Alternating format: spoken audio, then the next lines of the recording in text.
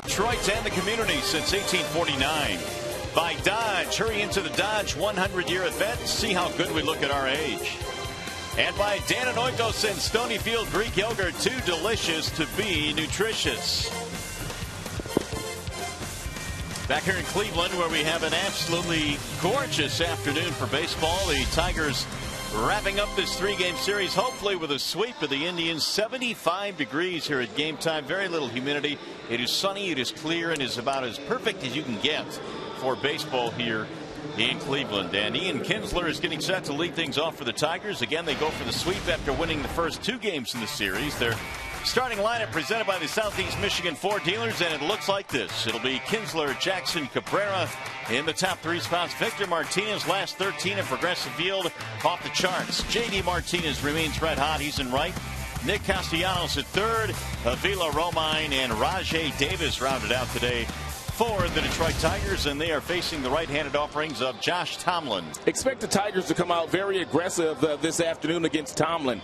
He throws a lot of strikes. He walks very few. He's got a couple different fastballs, the four-seamer, also the cut fastball. He'll throw curveballs to the left-handers and the right-handers. Not many change-ups to righties, but a lot of change-ups to the left-handers. Let's take a look at the starting defensive alignment for the Cleveland Indians, brought to you by Tim Hortons. In the outfield, they have Brantley, Bourne, and Murphy.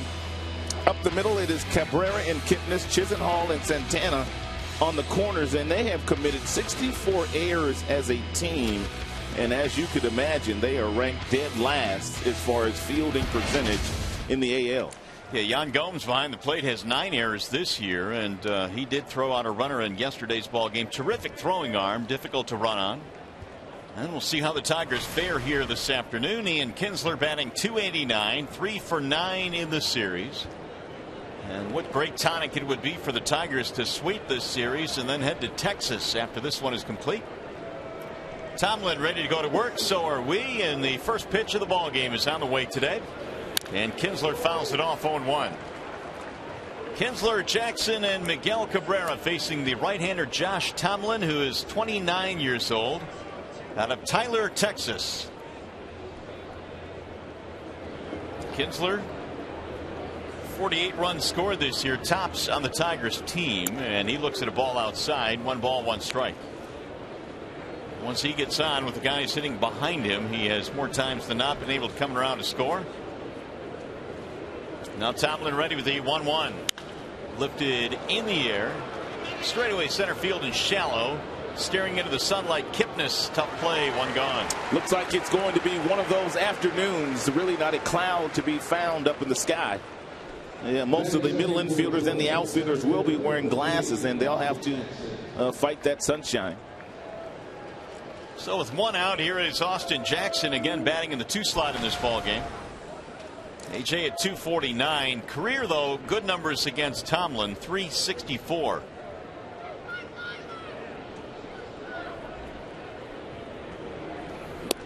The Indians coming into this series had been one of the best home teams in baseball, but the Tigers have walked in here and taken a couple of games. Jackson this year 20 RBIs, and he looks at a ball outside. And Tomlin's fastball will go anywhere from 86 to 92 miles an hour, but the average here is about 89, and throws his cutter at about 85 miles an hour. 1-1 is swung on and missed.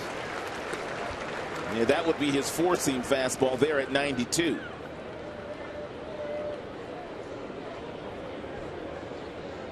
Waiting on deck, Miguel Cabrera. Tigers batting in the first, 1 out, nobody on. The 1-2 is outside, 2 balls and 2 strikes on Jackson. And take a look at the delivery of Tomlin. And nice and easy. High 3/4 delivery. 3 balls and 2 strikes.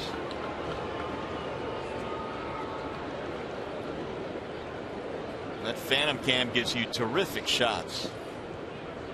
That time of the delivery of Tomlin. Here's the 3-2, and it's swung on and missed. Jackson goes down, 2 gone. First strikeout of the ball game for Tomlin. That'll bring on Miguel Cabrera. 3 out of 9 in the series for Miguel. He's had a couple of doubles, knocked in a big run in last night's ball game. 3 runs scored. And now Miguel has hit safely in 4 consecutive games.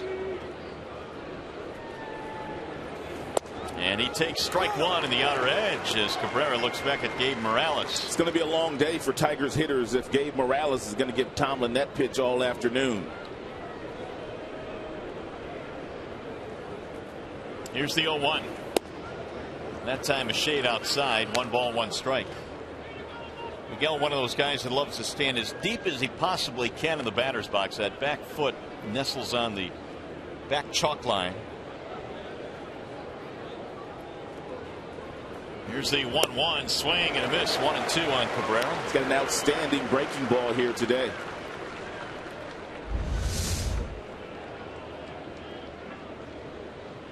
That was nasty. 1-2.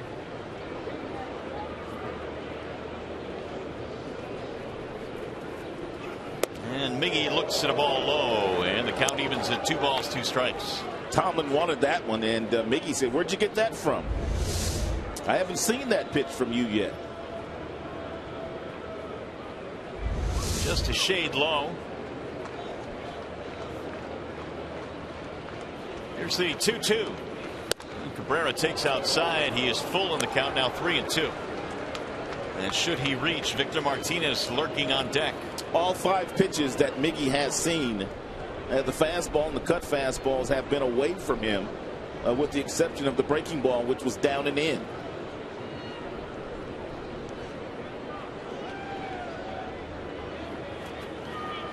Three-two pitch is scattered foul back into the seats.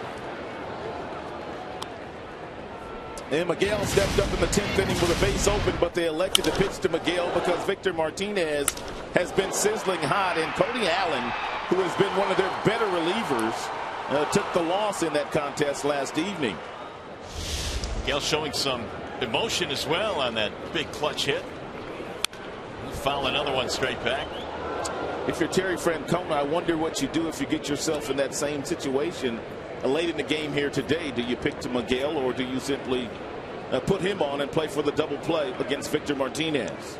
Awfully difficult decision to make. Of course, last year when the Tigers had Fielder in the mix as well in the middle of the lineup, that made it even more difficult. But these two have not been a picnic. 3-2 pitch is in the air to right field. Ball is hit well. Murphy is on the run. He is looking up, and that ball is going to go. It's out of here, a home run. He is the most incredible right-handed hitter on the planet. A line drive home run to right center field, and the Tigers take a 2-out lead as Miguel sidesteps third with his 13th home run of the year. An absolute bullet out to right. He saw 6 pitches from Tomlin, finally got that little cutter that was down and away from him, and he wasn't trying to pull it, simply kept the hands inside, barreled it up, and when he does that, he does plenty of damage. That one crept over the wall, but deep enough. And so Cabrera gets his 59th RBI. The Tigers out to an early lead. Tigers been hitting a lot of home runs in this series against Tribe pitching. Here's Martinez, who went deep in the ball game last night. Victor's got a couple. JD's got one. Miggy has one, as does Kinsler, and also Rajay Davis. That is the 10th home run now that the Indians have given up in their last 5 games. Ball missing outside. 2-0 on Victor Martinez. It was an 8-pitch at bat for Miguel Cabrera, and it resulted in a 387-foot home run the other way.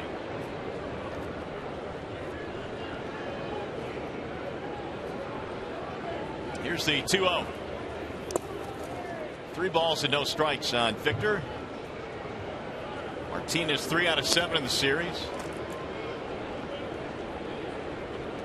J.D. Martinez waiting on deck, and he's been no picnic for opposing pitchers either.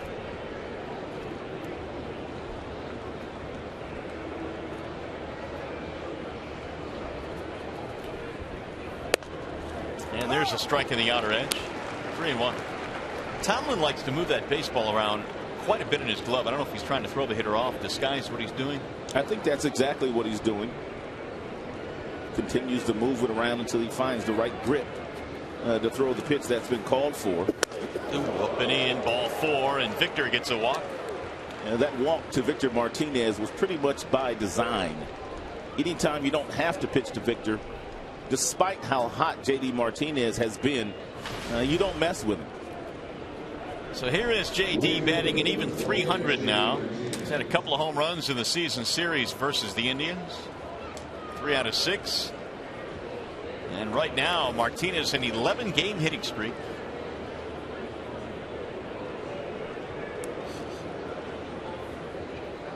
Tigers get a run on the home run by Miguel Cabrera. 2-out solo shot.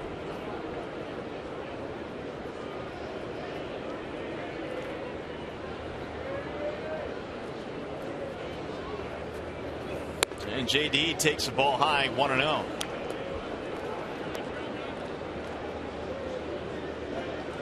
.419 over that 11-gamer, which, by the way, is the longest active hitting streak in the American League.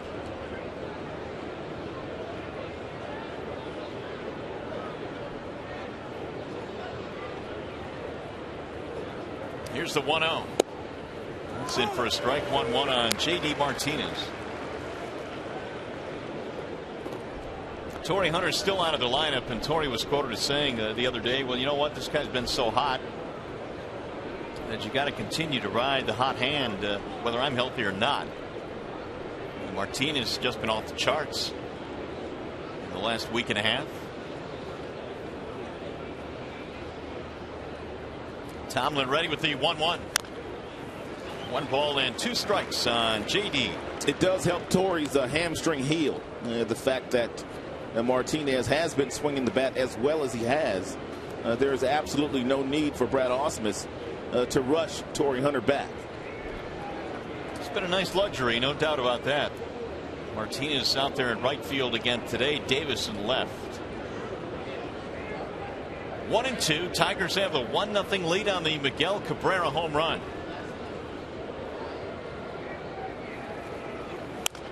Grounded foul, came in on his hands that time, and it ricochets around the Cleveland dugout. He's got an outstanding breaking ball. He threw one to Miguel Cabrera that missed the strike zone. That was a curve ball as well to J.D. Martinez. It's more like your 12-6 breaking ball falls right off the table, but it's got a lot of bite to it.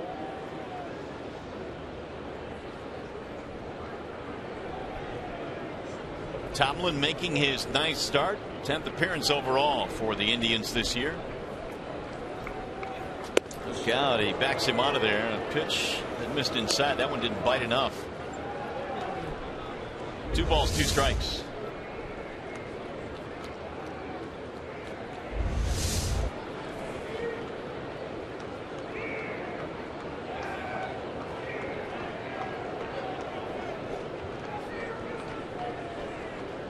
Victor Martinez at first, 2 outs.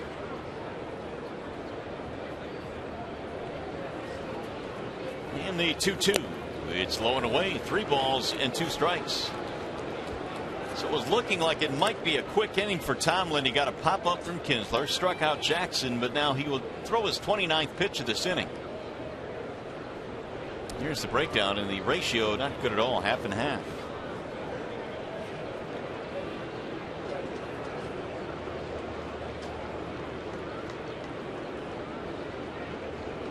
The 3rd full count already in this game for Josh Tomlin. And he walked him. Ball 4, a pair of 2-out walks. 2 on and 2 outs. Tomlin usually does not throw 3-2 curveballs, but because J.D. Martinez is such a good fastball hitter, he did not want to go with his best 2 pitches. That would be the 4-seamer or the cutter, and he left that curveball up in the strike zone. The strikeout to walk ratio this season, 42 against 7. 2 walks already today, and that's just something he doesn't do a whole lot of. Well, Miguel Cabrera, with his at-bat, the 8-pitch at-bat, which resulted in a home run, was classic, because really he had no issue with Kinsler or Austin Jackson, first 2 Tigers hitters. Castellanos swings and misses 0-1. There's this cutter at about 85 miles an hour. You can see most guys these days, their cutters kind of act like sliders on occasion. Nick at 265 this year. A couple of hits in the series, 2 out of 8. Tigers trying to tack a few more on here after the home run by Cabrera. Walks to Victor and J.D. Martinez. Ball in. 1-1. Tomlin wanted that one, didn't get it.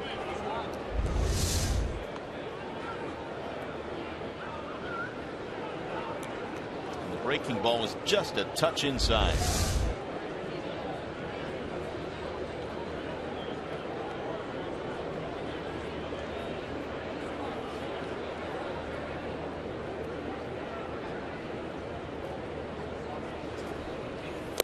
One pitch is blown away. 2 balls and 1 strike, and this is turning into a very labor-intensive inning here for Tomlin.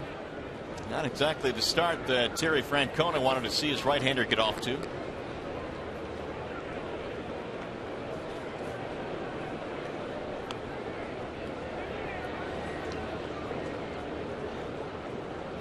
Castellanos this year in his rookie campaign, 25 RBIs. He's hit 5 home runs. And he's ahead here 2-1. Swing and a miss. 2-2.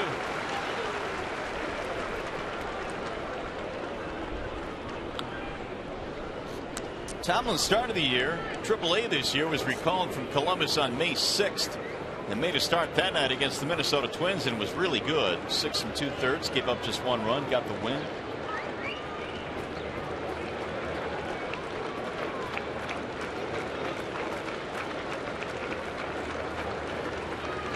And the 2-2. Driven toward the gap in left center field, but it's going to be a run down by Michael Brantley. Hard hit ball. And Castellanos will strand a couple. In the inning, the Tigers will get a run. Miguel Cabrera goes the other way. It's home run number 13 of the year, and it's 1-0 Detroit.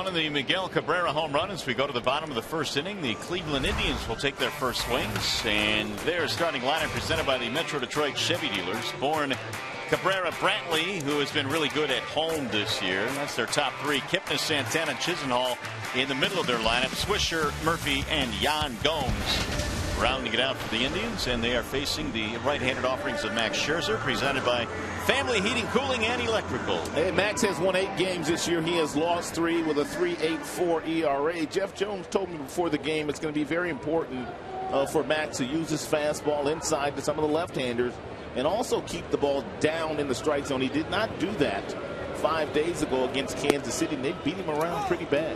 That they did, but today is a new day as Michael Bourne leads it off, batting .266, 3 out of 9 in the series.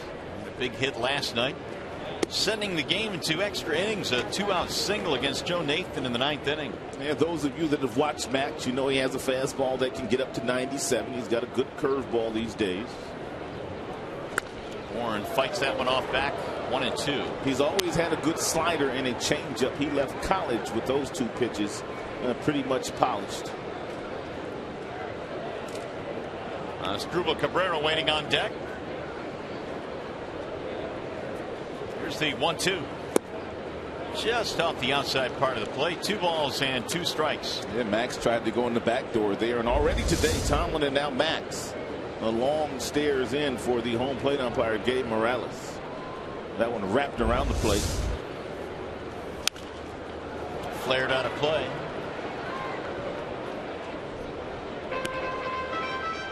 Bourne is a guy that has speed, although he's not been able to steal a lot of bases in the American League. A lot of that probably has to do with the hamstring injuries he's had. He had off-season hamstring surgery. Started the year on the DL. Again, the 2-2, and it's low. 3 balls, 2 strikes. On Michael Bourne. Scherzer is start number 16 this afternoon. Looking for his 9th win of the year. Here's the 3-2. And Bourne takes a walk, and just like that, the leadoff man is on for the Indians. And while we have a moment, I'll set the Tigers' defensive alignment this afternoon. You've got Davis, you've got Jackson, and Martinez in the outfield. Romine getting his first start at shortstop since June 13th. Ian Kinsler at second base. Castellanos and Miggy are on the corners, and Avila catching his 2nd consecutive day. Eugenio Suarez has seen most of the reps at short, but Romine getting a start here this afternoon. Here is Asdrubal Cabrera.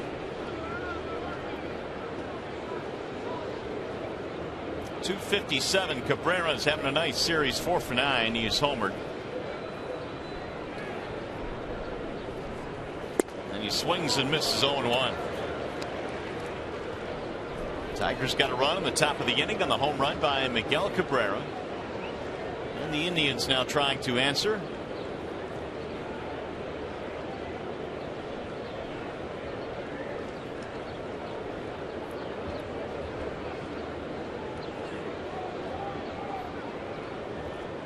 Cabrera 30 RBIs this year.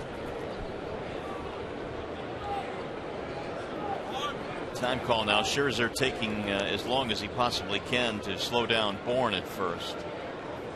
That time too long as Cabrera steps out.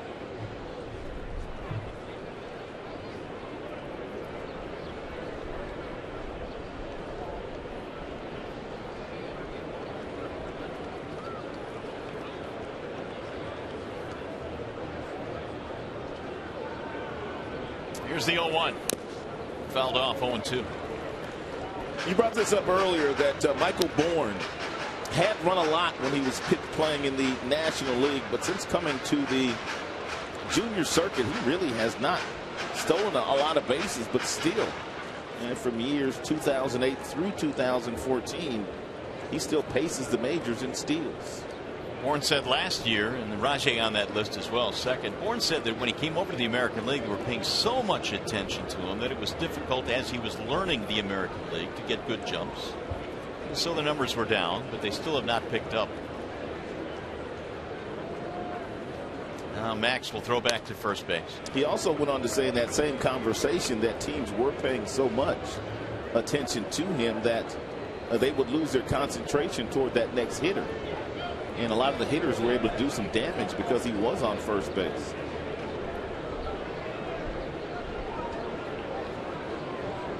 Cabrera waiting on an 0-2 pitch. Here it is. Fell tip into the glove for strike 3. Cabrera's out of there. That's the fastball that Jeff Jones said he was looking for from Max today. It's 93 miles an hour, but it's at the knees. Max in his last start, his fastballs were up in the strike zone. And as hot as Kansas City was, they didn't miss any of them. If he stays down there south of the knees, he should not give up many hits today.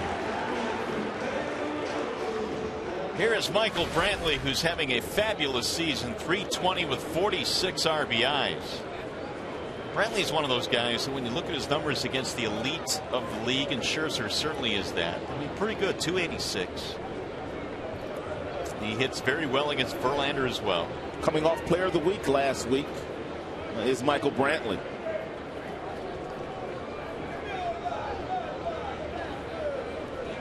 Still, for as solid as he is and the type of numbers he's putting up this year and did last year, not a whole lot of people talk about Brantley. If the Indians continue to play really good baseball and they start to play on national TV a little bit more often, I think the baseball world will be introduced to Michael Brantley. He's a really good, solid baseball player. Max ready with the 0-1. 1 ball and 1 strike. There's a question I have about Scherzer and the fact that he holds the baseball as long as he does. It certainly messes with the runner at first base, but how much of an effect does it have on the hitter as well? Well, when you hold it that long. Well, hitters need to call timeout. I mean, if he gets into that area where he's held it 2 or 3 seconds, I mean, you have to call timeout because you get lancy as a batter. And again, another long look. This time Max will throw to first base.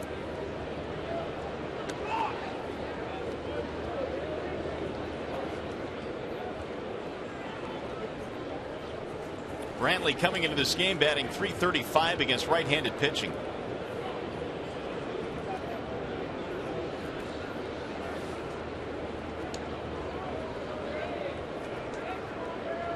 Here's the 1-1.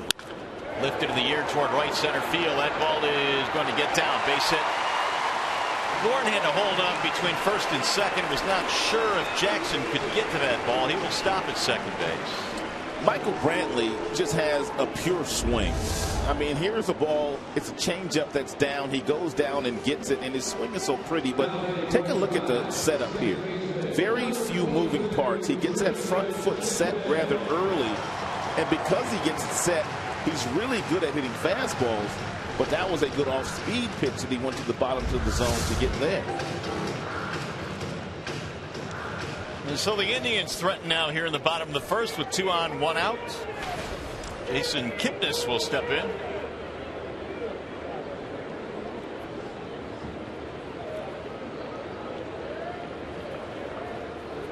Now Max will keep an eye on Bourne at second base. Kipnis at 247. Still trying to round back into form after an oblique injury. Forced him to miss a month of this season.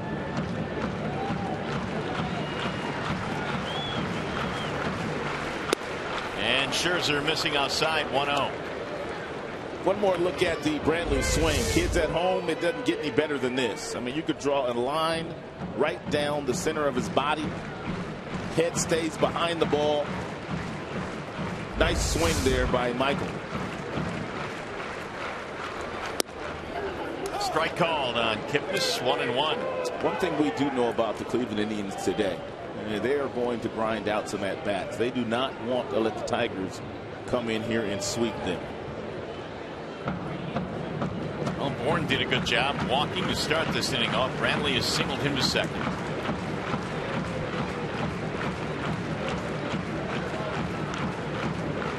Here's the 1-1. Outside, 2 balls and 1 strike. Kipnis batting in the cleanup slot today, although he's really been struggling 4 for his last 25. He's got Santana waiting on deck.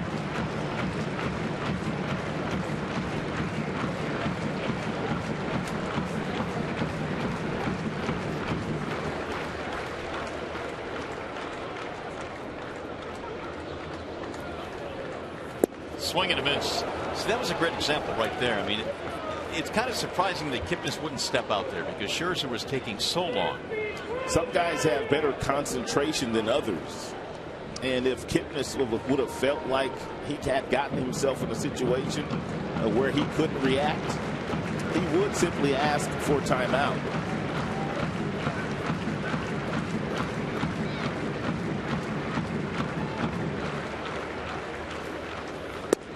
And it missed high and outside, so the count on Kipnis now has gone full, 3-2.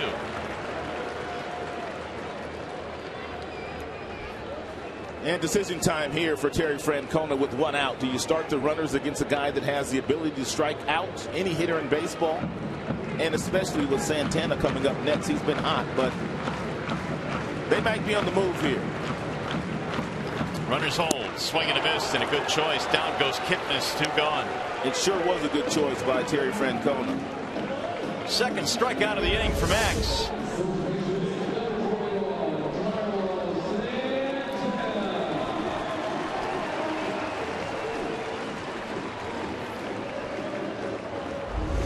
Bring up Santana. Carlos hitting just 201.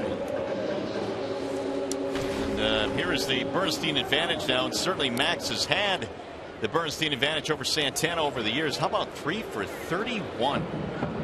Got 6 walks, but 0.97 lifetime versus the Tigers right-hander. In a key spot here early in this game. And he takes the ball inside, 1-0.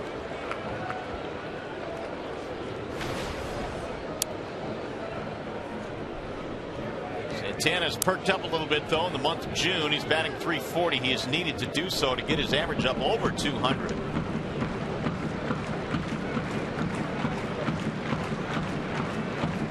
Here's the 1-0. 1-1 on Carlos Santana.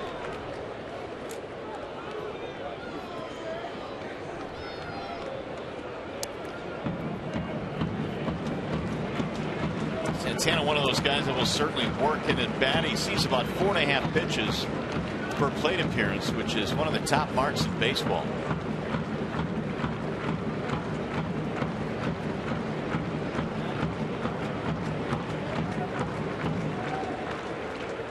Now the 1-1 swings right through it. Max has got a real good fastball today, and the majority of the fastballs that he has thrown have been in the mid-90s range. That one right down the middle, belt buckle high, and right by one of their hottest hitters, Carlos Santana. Scherzer now 1 strike away from stranding a couple of runners here in the first. 1-0 Detroit. In the 1-2. Swing and a miss, struck him out. Scherzer strikes out the side around a walk and a single. So Santana leaves a pair. We are headed to the second in Cleveland. Still 1-0 Detroit.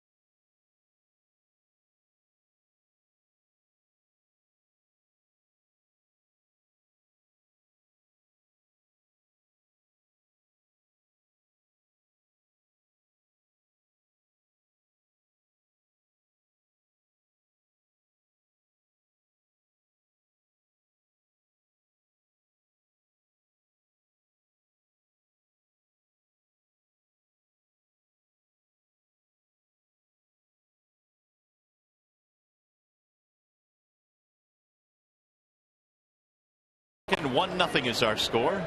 Here are our predictions for today's Fox Sports Detroit Tigers Player of the Game, presented by McDonald's Frozen Strawberry Lemonade, only at McDonald's. I got Austin Jackson today. I've got Victor Martinez this afternoon. And Trev is checking in with Max Scherzer.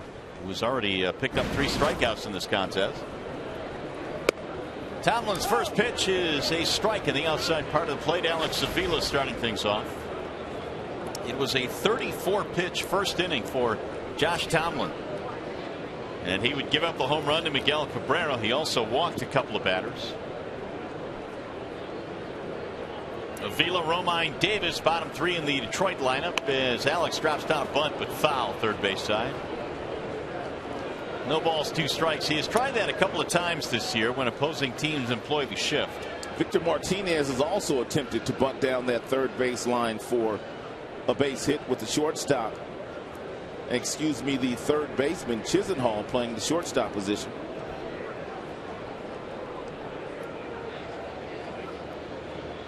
No balls and 2 strikes. Avila batting .213, 1 for 4 in the series. And he swings and misses. Down he goes. Second strikeout of the game for Tomlin.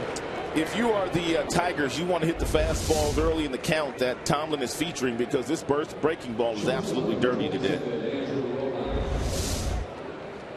That's a pretty good 12-6er, isn't it? No question about that. Top to bottom on the clock.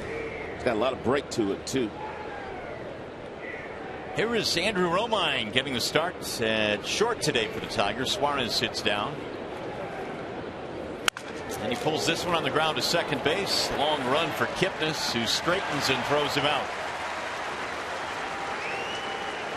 A 1 pitch out there. 2 up, 2 down here in the second. Kipnis, much more known for his offense than his defense. But he's getting better out at second base.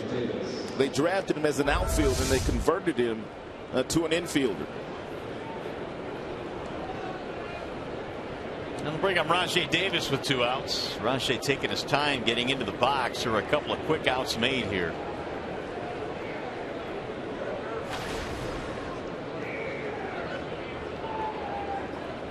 Davis 2 out of 4. And when you don't hit it square, you hit it off the end of the bat. There's a lot of wiggle in the bat. And a couple of fractures as well. There's the 1-0 pitch. 2 balls, no strikes. Rajay went deep in the ball game last night, his 5th of the year. He's got surprising power to left field. If you ever get to the ball game early, watch him take batting practice. He's got some pretty good pop in that direction. He skies this one straight up shortstop side. Asdrubal Cabrera coming into the dirt now, and well, Tomlin needed that, I suppose, after a long first inning, a very quick second inning.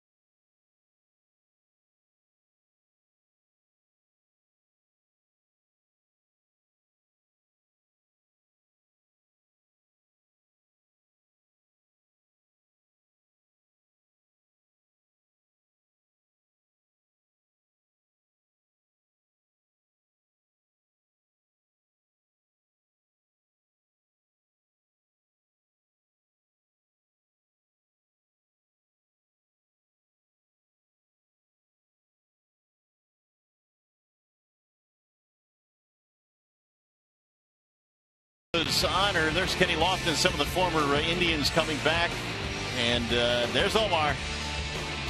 He was honored, and that's quite a throw there from second base from Omar Vizquel, who's kind of messed it around last night. But the Indians Hall of Fame now has Omar Vizquel. They showered a lot of love on Omar yesterday, and deservedly so. He spent 11 years in their uniform, 24 years in the major leagues. He won 8 Gold Gloves as a starting shortstop for Cleveland. And not only is he in the Indians Hall of Fame, but he should eventually be in the Major League Baseball Hall of Fame. Nearly 2,900 hits in his career. They had a lot of his teammates, former teammates here in attendance. Ball was hit pretty well to left, but Rajay going back to the warning track to haul it in. And they had a full house here, too, so it was a very special evening for Omar Vizquel. Here are some of the superlatives for the new inductee to the Indians Hall of Fame. 24 major league seasons. 3-time All-Star. You talk about the Gold Gloves, and that career average with the Indians gets overlooked a little bit. 283. That's because he dazzled on the field defensively. By the way, what'd you have on that shirt that Omar wore for the ceremony last night? I wasn't a huge fan of it. A little bit too much information. A little too revealing for you? It was. There's a wave and a miss by Swisher. I'm with you there. It's the first time I'd ever seen a shirt that style. Swisher, the DH, batting 193 this year. And Scherzer pounds the outside corner. 0-2 on Swisher. Well, here's that shirt one more time. I don't get it, I guess. I don't know. Well, maybe there's a button that's a little unbuttoned. No, that's just Omar's style. If you've hung around Omar, you know that he's got a really different style. Yeah, he's different. Very colorful, very well different. Just a wonderful human being, though. It's been a joy to get to know him. He is that. Great teacher as well. Brad Ausmus was talking about him the other day, saying that he is really a hard worker. Directing traffic right now, moving Castellanos over. Fouled away. The count stays 1-2 on Nick Swisher. Swisher, one of the few in the lineup today that has some pretty good numbers against Max. His batting average well over 350 in his career against Scherzer.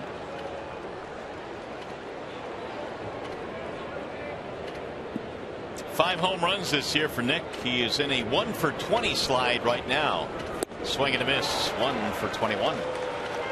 Scherzer racking up the strikeouts early in this one. That's 4 now for Max. Well, the adjustments that Max has made from his last start against Kansas City until the first few outs of this game, noticeable. Everything's at the bottom of the strike zone, whether it be the changeup, the breaking ball, or even the fastball is at the bottom of the zone so far this afternoon.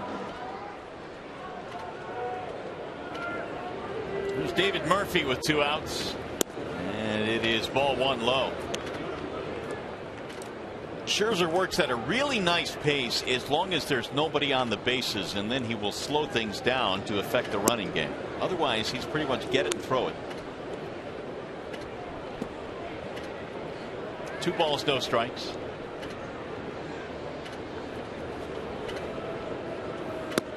And there's a strike call.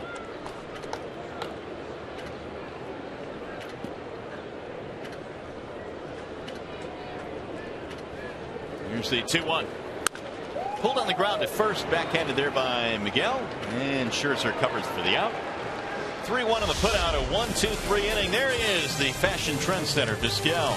Tigers baseball, presented by Bell Tire.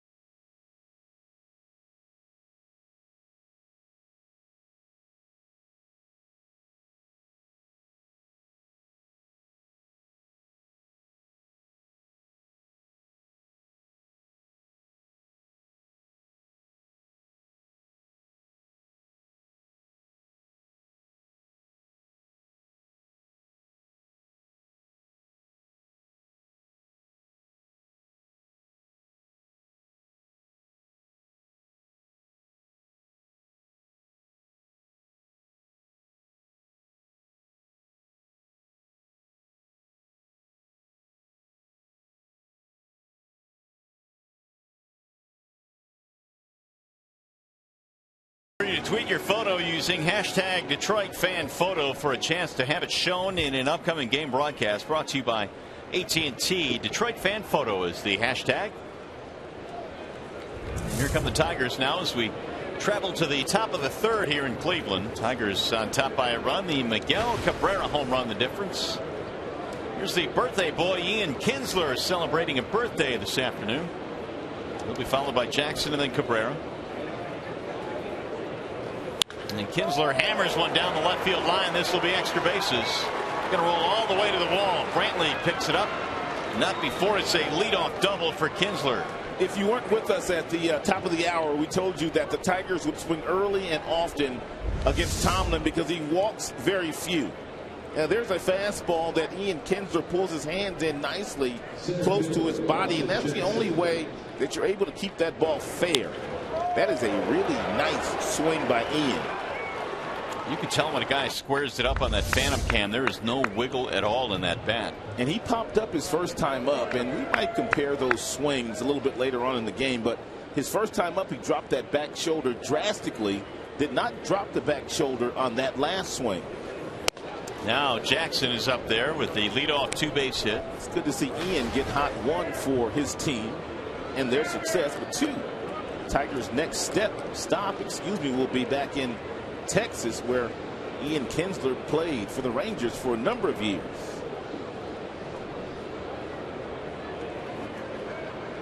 Tomlin ready with the 1-0 and a bouncing ball back up the middle. This will advance the runner. Cabrera throws out Jackson, move Kinsler to third. And Jackson doing just as your number 2 hitter should do. If you get a runner on second base, nobody out, you have to at least get him over to third.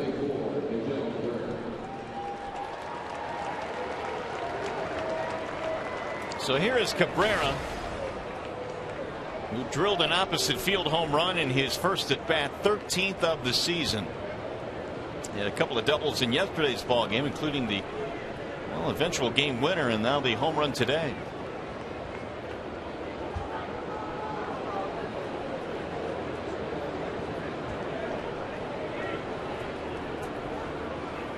And Miguel cuts and misses. Out in front that time. No balls, 1 strike.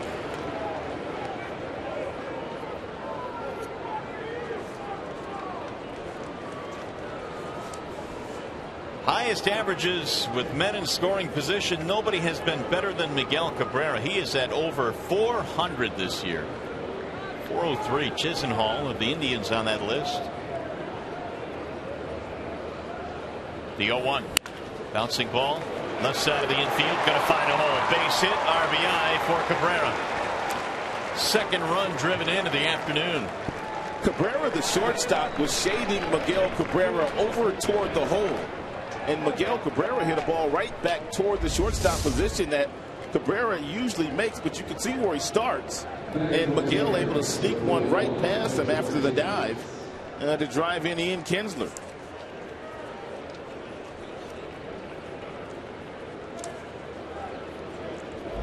So Cabrera, who's been jockeying back and forth at the top of the RBI list in the American League, now has 60, which ties him with Nelson Cruz of the Orioles for second in the league.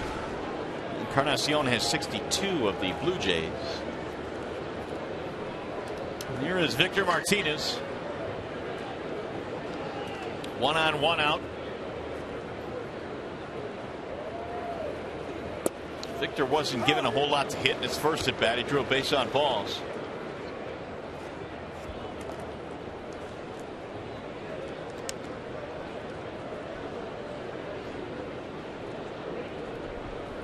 Victor came in today leading the American League in slugging percentage. He's had over 600 this year. He homered again in the ball game last night. 19 home runs.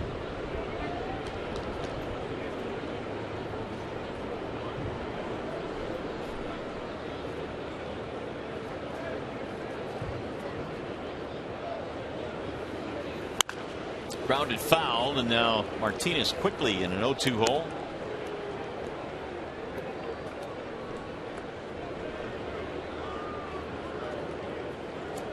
Tigers and Indians, well, they continue to play close games. Last night's extra inning game decided by 1 run.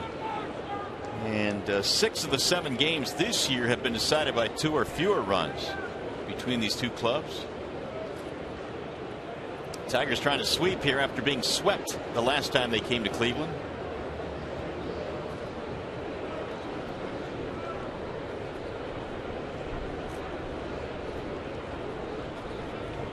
Tomlin ready with the 0-2. Rolled foul again. You mentioned that Victor already has 19 home runs. His career high in homers he set back in 2007 with 25 when he was wearing the Cleveland Indians uniform. He might get to 25 before the All-Star break this year. Well, I'm not sure he'll do that, but I don't think there's any doubt that he's a pretty good bet to eclipse that mark. You don't think he can hit 15 in a month? 5 in a month? Well, wait and see. Here's the 0-2. Swing and a miss. Down he goes. It'll be the second out. And strikeout number 3 now for Tomlin. A little slower breaking ball that time thrown by Tomlin. Took a little bit off of that one. And was able to strike Victor Martinez out. Bring up J.D. Martinez. Here are the numbers now on Tomlin after 50 total pitches in this game. And keep in mind that he threw 34 of those in the first inning.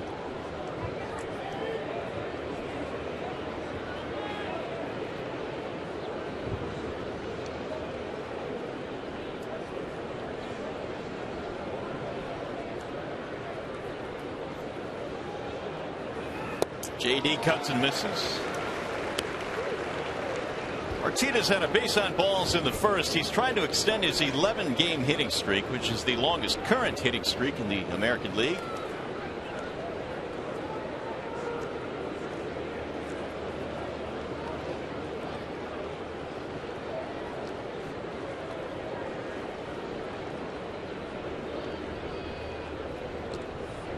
Nick Markakis of the Orioles has had the longest hitting streak this year in the AL, which is 18. And JD has pretty much forged himself into the starting lineup on a consistent basis now. With the hot spell that he's been on, been a great month of June. 365 this month for JD. That'll bounce in.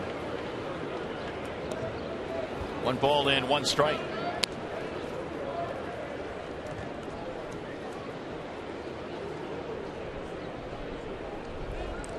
2-0. Tigers have the lead. Cabrera has knocked in both runs in this game.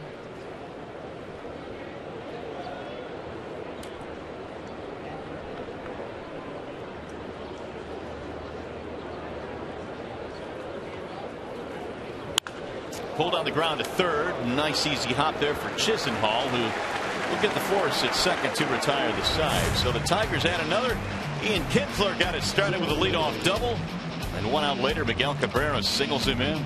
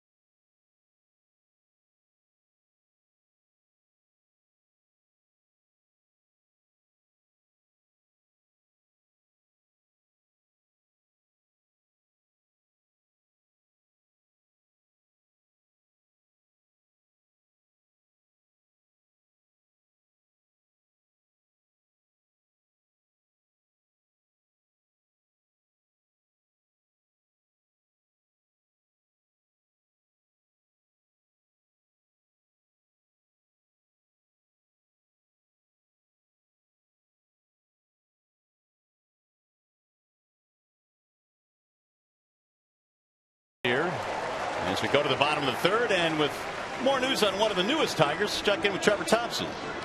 Well, that's right. Ian Kroll had to go down yesterday with shoulder inflammation. He's on the 15-day DL, so they called up Pat McCoy, another 25-year-old lefty from Toledo. He's at the ballpark today, and the great thing for Pat is he's got family that live in Cleveland. So he said 13 of his family members will be here today, including his dad, Doug, his mom, Cindy, and his wife, Amanda, and their 2 kids sitting in the family section today. So they're just waiting to see whether or not Pat will make his MLB debut here today. He said he was having sushi last night, got a call, and said he had to be on the flight in 2 hours for Cleveland, so he didn't even get to say goodbye to some of his coaches on the way out of here. Just a fast trip out of town here to Cleveland, and now he's ready to be a big leaguer. Guys, back up to you. All right, Trev, thanks. Yeah, 7 years in the minor leagues in the Nationals organization, and Pat McCoy getting his first opportunity in the big leagues with the Tigers. Meanwhile, Scherzer goes back to work in a 2-0 ball game as we head to the bottom of the third. That's usually the way that it happens. When they do want you to come to the big leagues, they want you to get on that first plane and that you could catch, or sometimes just driving from Toledo if you're the Tigers. It's followed back out of play by Yan Gomes. He'll be followed by Bourne and then Cabrera. Here's that move. McCoy from Toledo, where his ERA was 2.94, and Ian Kroll, who was roughed up in the first game in this series, goes on the DL with inflammation in his shoulder. So Mr. McCoy waiting for his first big league opportunity. It may come today. And Brad Ausmus said a couple of days ago that it appeared that Ian Kroll didn't have the life on his fastball, didn't have the good bite on his breaking ball, and Ian Kroll admitted himself that he was going through a little bit of a dead arm phase. Here's the 2-2 pitch. Get hammered back out of play. 2-2 the count remains on Yan Gomes. Toledo has provided the Tigers with some reinforcements this year. Blaine Hardy came up. Chance Smith came up just a couple of days ago, and Pat McCoy. We knew about Hardy, but we didn't know much about Smith or McCoy. Drilled to center field. Jackson on the move. Won't get there. It'll be a base hit. So Yan Gomes has the second hit of the day for the Indians.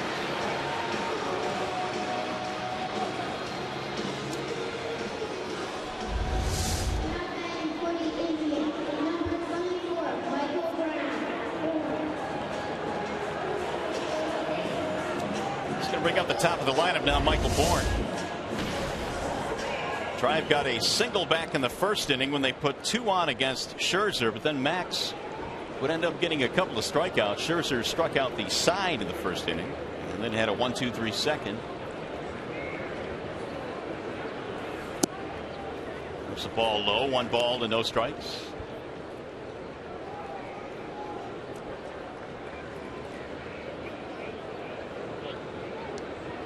Bourne has knocked in a run in the series, and it was a big RBI. Led to the extra innings last night, his 9th inning RBI. Scherzer now has gone 2-0 on Michael Bourne.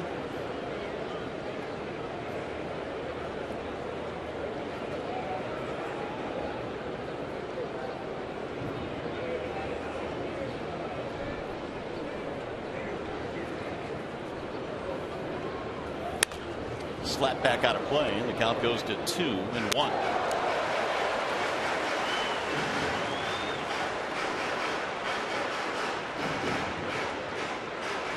Bourne, a former National Leaguer, led the NL in steals 3 consecutive seasons before he was signed by Cleveland for last year. Finally feel that he's getting healthy now. And Terry Francona saying they've seen some signs out of Bourne that he may be able to become the catalyst they hoped he could be now that his hamstrings are healthy.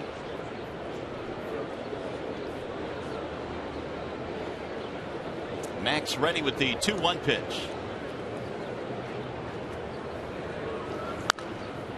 He's popped up foul back out of play. The Indians would be a much more dangerous team if Bourne could create some of the havoc that he was able to create when he was in the National League, but they also have to get some of the middle of the order guys to really swing the bats the way they're capable of swinging the bats. Someone other than Brantley.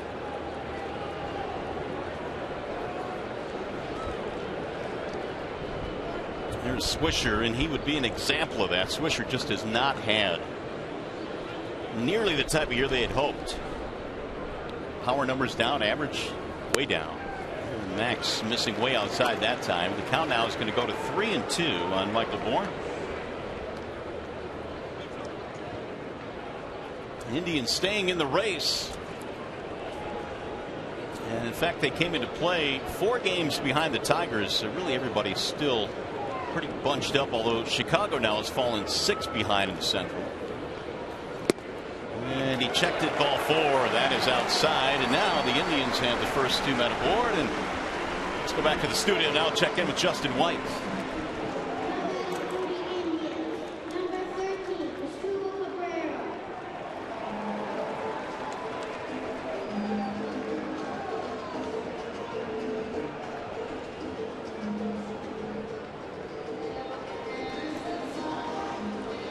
All right, Justin, here it is for now, 2-0 Detroit, but a rally coming here for the Indians as Cabrera stands in.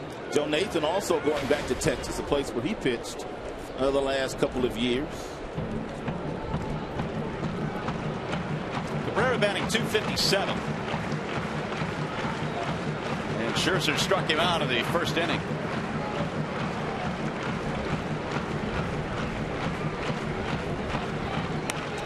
Drops down a bunt, but it's going to go foul. A little too sharply bunted down the third base line. Didn't look like it was a sacrifice by Cabrera. It looked like he was bunting for a base hit. He squared very late, dropped that bat head right at the last second, and that's why he was not able to put the ball on the ground.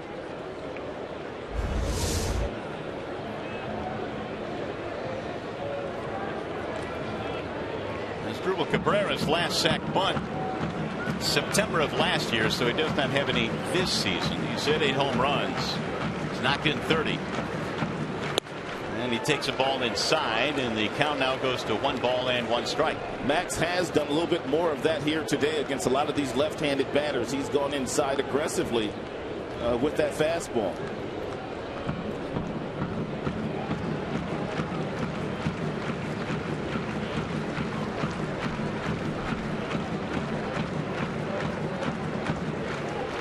Here's the 1-1.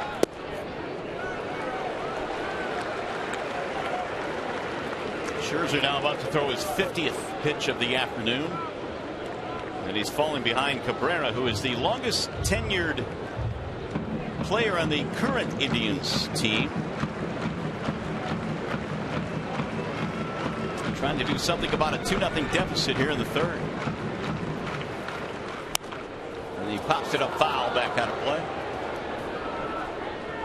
2-2 on Asdrubal Cabrera.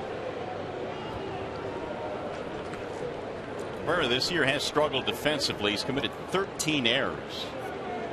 So you look at the breakdown on Max after 50 pitches.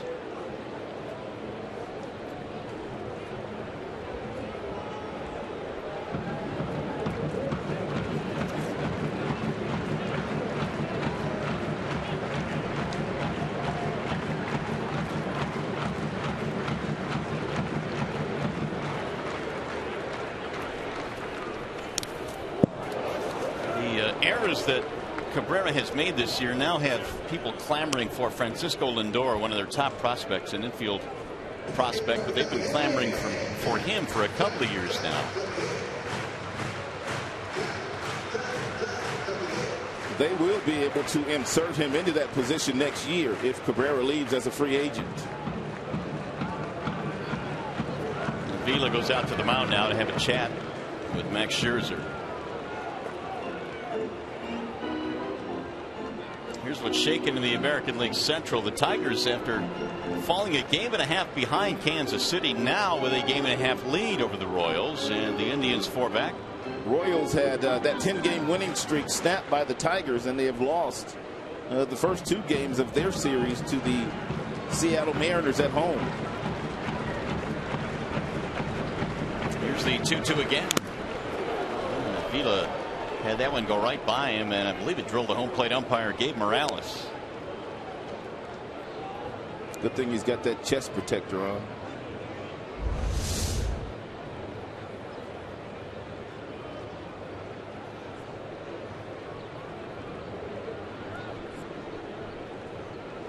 Right by Avila and a direct hit on Morales.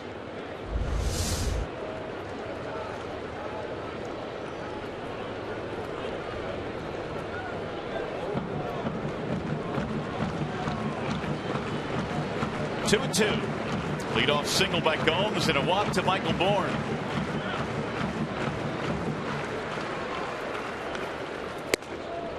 Outside, and Cabrera would not go after it. Now the count is 3-2.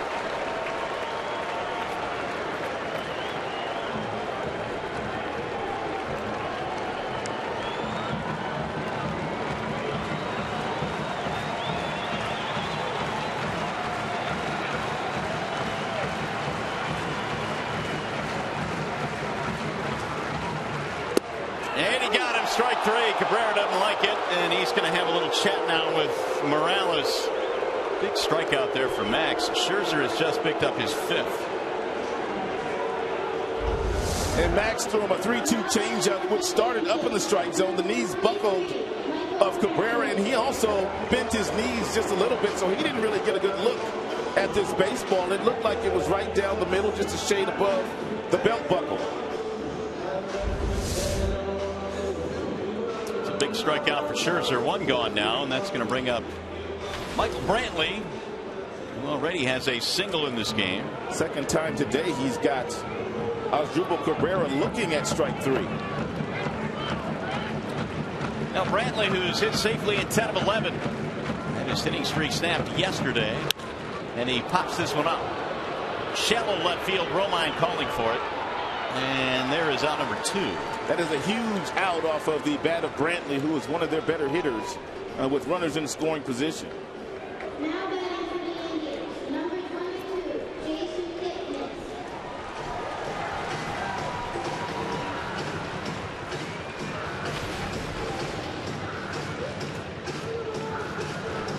So Kipnis now, who also struck out in the first. Indians have Gomes at second, Bourne at first. They are the tying runs, but they've been anchored here in the third.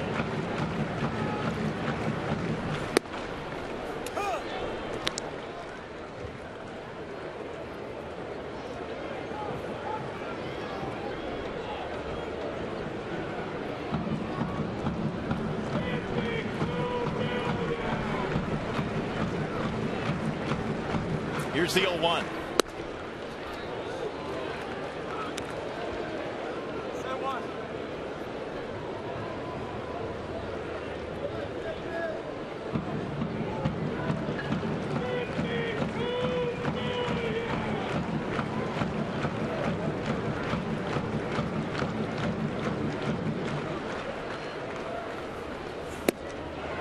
It's 1-2 on Kipnis, and the Indians are looking for a big hit from Kipnis, who is 4 for his last 26. Coming off a big year last year, an all-star season for the Indians. And Scherzer one pitch away from pitching out of his jam. Here's the 1-2. It'll bounce in. 2 balls and 2 strikes.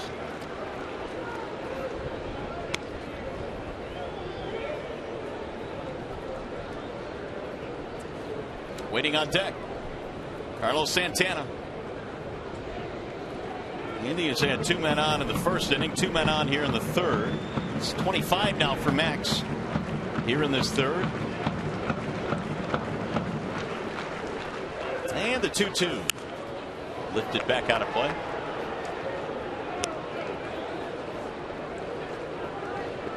Another great day here in Cleveland. Had great weather last night, full house, and a pretty good crowd here this afternoon as well. 75 degrees at game time.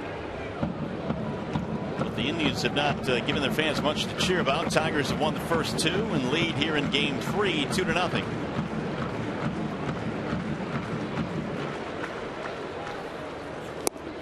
Ooh, that was close. The count goes full now. 3-2 on Kipnis. Nice job by Kipnis laying off this changeup at the bottom of the strike zone.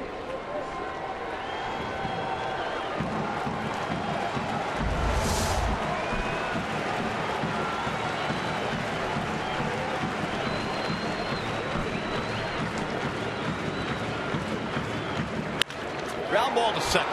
And will get him out of the inning. Kinsler has it there, and the side retired. So they threaten but do not score. They get a single, a walk, leave a pair, and Scherzer pitches through the third.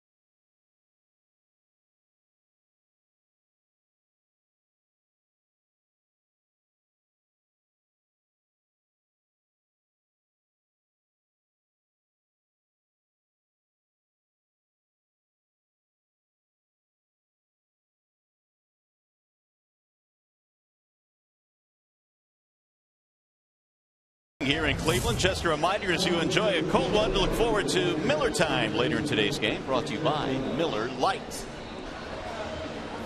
Tigers off to a nice start in this one. They got a run in the first on the Cabrera home run. Then Miguel singled in another, and that came in the third to make it 2-0. So he has been all the offense today for Detroit. Nick Castellanos will lead it off, facing Josh Tomlin here in the fourth inning. It'll be Castellanos, Avila, and then Romine against the Cleveland righty.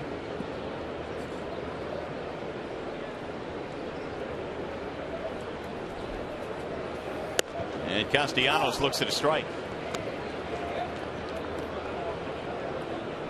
Castellanos flied out in the first to make him now 2 for 9 in the series. That was out to left field his first time. I'll hit the ball well into the gap in left center, but Brantley ran it down. Facing Tomlin, who spent most of last year rehabbing from Tommy John surgery. And he missed outside, and the count now goes 1-2. Prior to being called up from the minor leagues, Tomlin had a stretch of 20 consecutive scoreless innings and then was called up to the big league level. He's had mixed results here. Pretty good ERA, though, 3.86. High drive, deep left center field. Brantley on the move for this one. He's going to look up, and it's off the wall. Castellanos on his way to second, and Nick is in with a leadoff double. And Nick Castellanos hit the ball sharply his first time up, but Brantley, the left fielder, was able to run that one down, but not able to run down the 16th double of the season off the bat of Nick Castellanos. That's a breaking ball that stayed up. Didn't do a whole lot. And we know that Castellanos has that classic inside-out swing.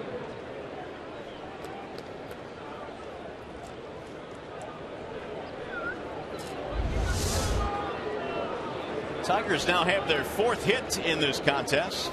Let's see if they can drive him in. Here is Alex Avila. Strikeout victim back in the second.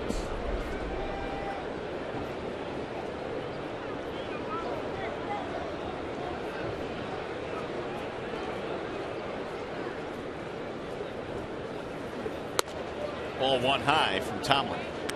Tigers played a 13-inning game here last May as part of that 3-game sweep, and in that game Tomlin had to come on and pitch 3 innings in relief at the end because the Indians' pen was just, well, they had nobody left, and Tomlin was awfully good, struck out 6 to get the win that day.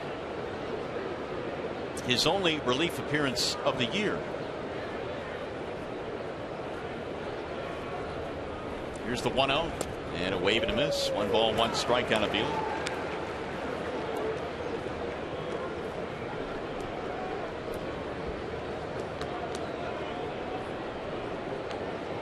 Six strikeouts in 3 innings, and he threw 49 pitches in relief. As the Indians won at 13 on that day.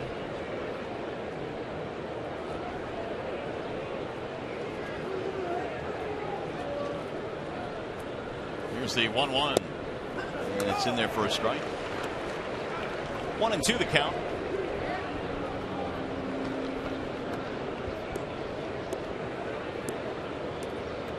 Romine waiting on deck.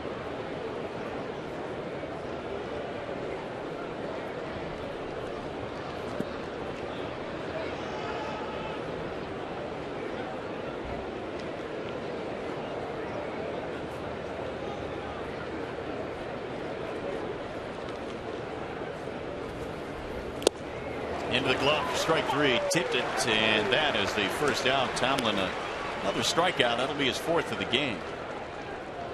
1 on, 1 out. We'll bring up Romine.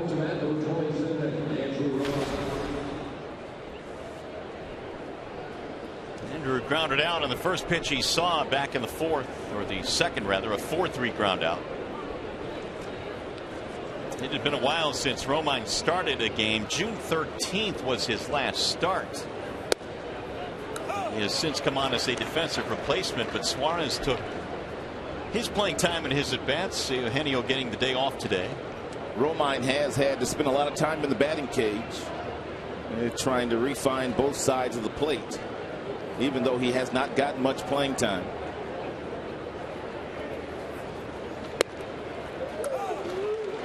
No balls, 2 strikes on Romine. He was pretty much given that starting shortstop position after they released Alex Gonzalez earlier this year.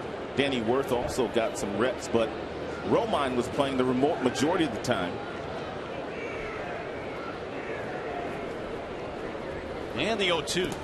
Bounce again. It'll get away from Gomes. Going to try and get to third. Throw not in time. Castellanos very alertly takes third base in a wild pitch. It's a nice job by Castellanos. He knows that Tomlin has thrown quite a few breaking balls, and he throws lots of curveballs to the left-handed hitter. And so he simply saw it come out of his hand. Gomes wasn't able to keep it close to him, and Castellanos able to get in there ahead of the tag by Lonnie Chisenhall. Now he's coming home, but time was called. Castellanos is going to touch home plate, and now here comes Ausmus to talk with Gabe Morales, who said time was called. Castellanos just ran to home plate.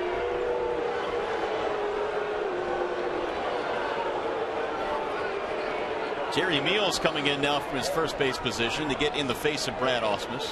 And Brad Ausmus is saying that he saw no one go up, indicating that time was out. Pretty aggressive there by Meals. I mean, Ausmus wasn't even talking to Jerry Meals, and he came charging in for first base.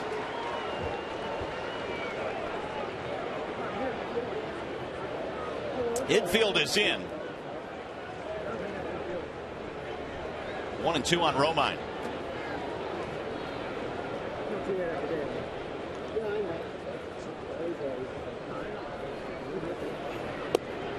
Strike 3 called in the outside corner. Romine simply turns around, heads back to the bench. It'll be the 5th strikeout now for Tomlin.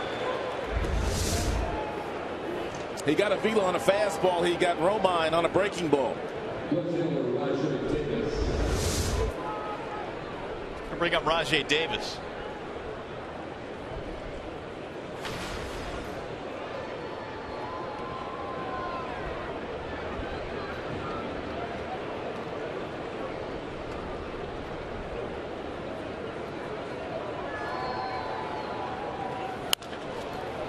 Shoot this one to center, going to be playable though, and that is going to get Tomlin out of the inning. Leadoff double, the Tigers go stranded at third, and we go to the bottom of the 4th.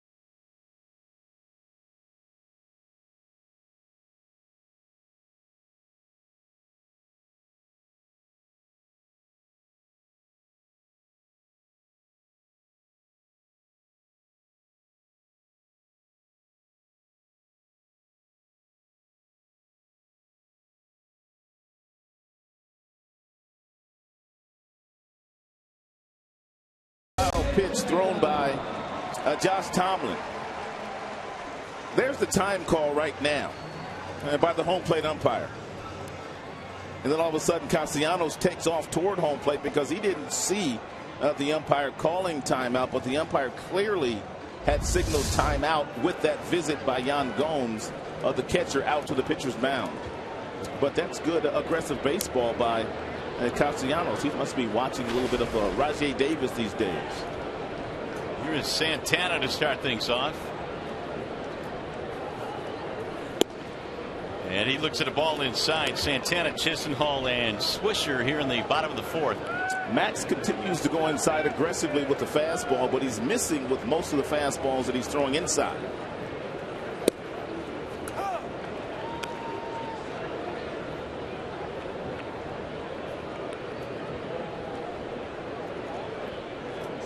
Strikeout victim back in the first inning. Santana. Scherzer in this ball game has piled up 5 strikeouts already. 1-2 the count.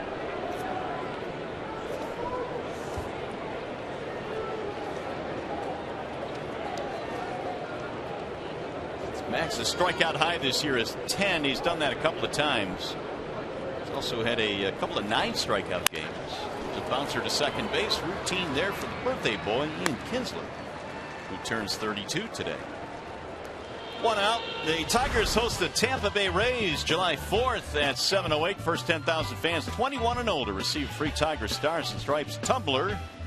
Plus, stay after the game. Fireworks spectacular as well. Call 866-66-TIGER or visit tigers.com. Lonnie Chisenhall flied out his first time up. Chisenhall's hit safely in his last 7 versus Detroit pitching. What a year he's had. 360 right now. He's a ball low to Chisenhall. Once he gets a few more at-bats under his belt, he'll qualify for the batting leaders in the American League. I was reading an article around the other day on Chisenhall, and people are saying, well, you know, where's this guy been? He's a former #1 pick. This is what they felt he would do. Here's the 1-0. And a good comparison might have been Alex Gordon, who took a while to finally establish himself. That is a great comparison. Gordon started out as a third baseman, moved to the outfield, then he got really comfortable there, playing for Kansas City. Skied in the air to left. And Davis coming in to make the play. 2 gone. In Chisenhall's case, sometimes at this level you have to have something taken from you to realize how good you can really be, and that's what happened to him at the beginning of the season. They gave his third base job to Carlos Santana, and then every opportunity he got to play, he did a very good job. Now he finds himself having taken that job back. Here is Swisher, who has, well, he just hadn't gotten it done this year. 192 batting average for Swisher, and right now on a 1-for-21 skid. I heard his dad was at the ballpark yesterday. Steve Swisher. I played for his dad. I missed him. And what a character he was. I played for him a couple of different places in Buffalo and AAA, and also Colorado Springs. Nick was just a young kid running around as our bat boy. 9 straight seasons of 20 or more home runs. Swisher's going to have to pick up his pace to get to that this year. Here's the 0-1 pitch. Fouled back out of play.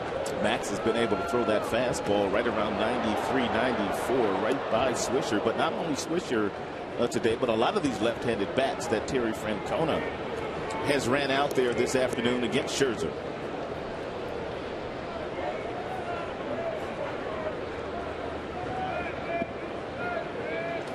The only right-handed batter in their lineup is the catcher, Yan Gomes.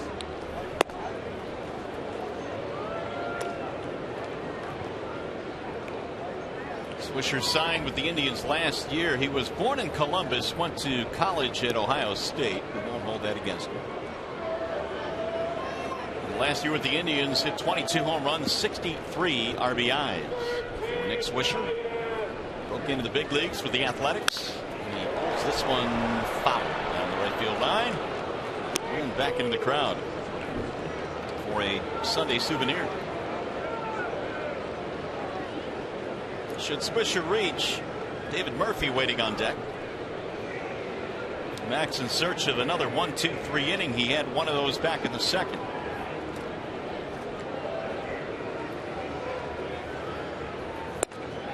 Inside, 2 balls, 2 strikes.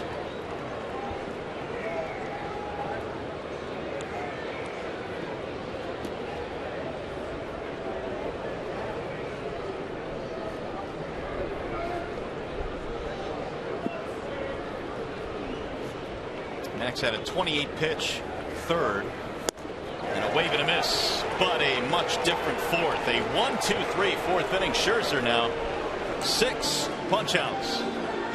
Ian Kinsler will start things off for the Tigers when we go to the 5th.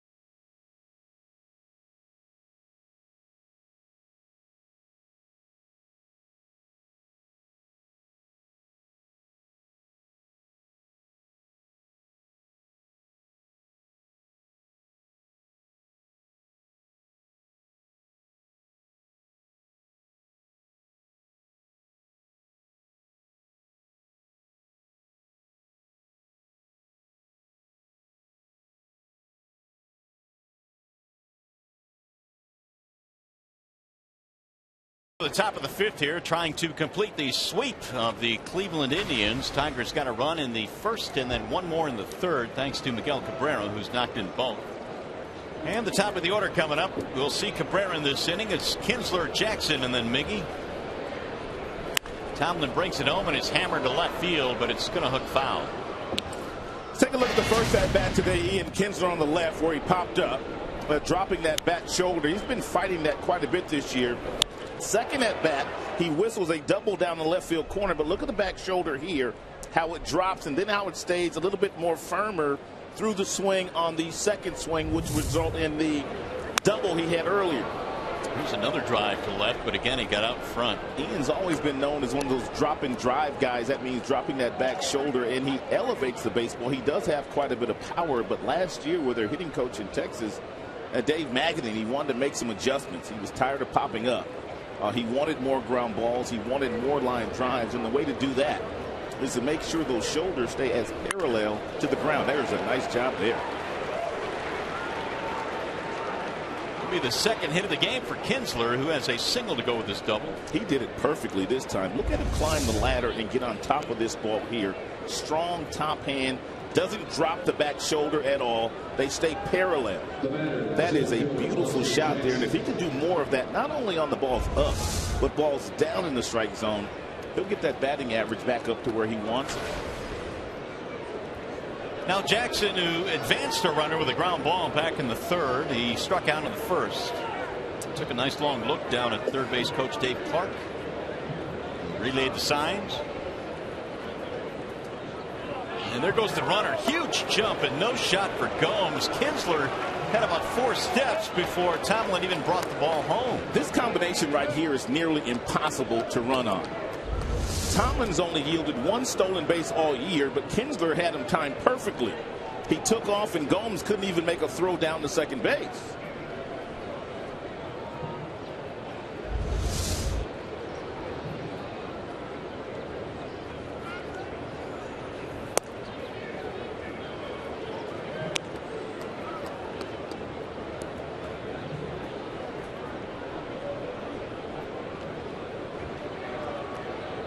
Jackson has 1 hit in the series, 1 for 8. Chance to drive in a run here. There's the 2-0, and it's outside. 3 balls and no strikes. Jackson, after a double by Kinsler in the 3rd, bounced out to advance him, and then Cabrera singled in a run.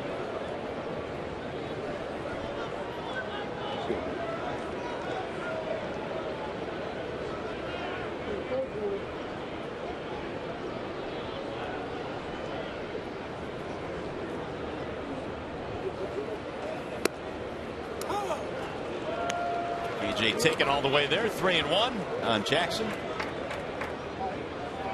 Scherzer has allowed just 2 hits, no runs so far, and Max has struck out 6.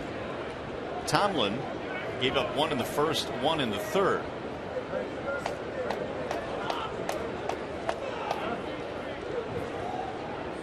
Here's the 3-1. 3-2 now on Jackson. And the next one now will be 75 on the afternoon for Tomlin. Austin, he had that 34 pitch 1st inning. Austin still has a job to do, even though he has 2 strikes. Try to get Kinsler over to 3rd base by hitting a ground ball to the right side of the infield. Bluff back to 2nd, and Kinsler steps back up to the bag. Ian's having himself a pretty good birthday. 2 hits, run scored, stolen base.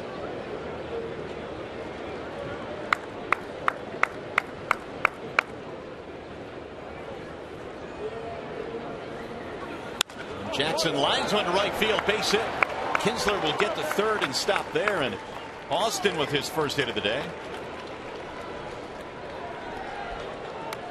Let's take a look at the Jimmy John's freaky fast delivery of the game. It was one of the biggest at bats so far of the contest. He retired the first 2 batters in order. That was Kinsler, Jackson, then up stepped Miggy. Miggy saw 8 pitches. He threw him a breaking ball that Miggy said, wow. Then he got him a cutter up in the strike zone, and Miggy simply flipped it out to right field, as he has done on so many occasions throughout his illustrious big league career.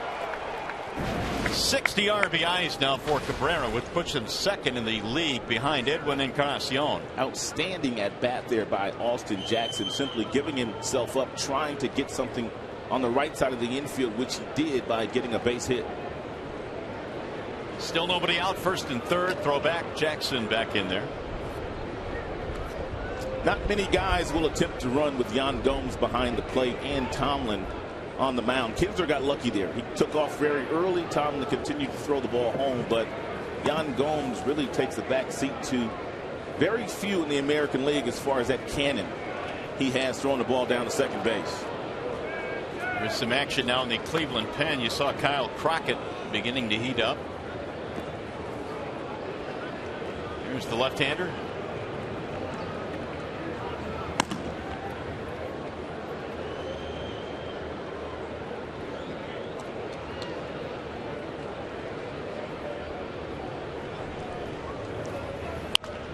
Bouncing ball right side of the infield. Kipnis fires to 2nd. They'll get 1, and that's it. It'll be another RBI. They're going to call him out at 2nd, even though the ball was dropped. And now Brad Osmer is coming out. Cabrera will get his 3rd RBI of the game. Kinsler will score from 3rd base. And here comes Brad now to talk to Chris Conroy, the 2nd base umpire.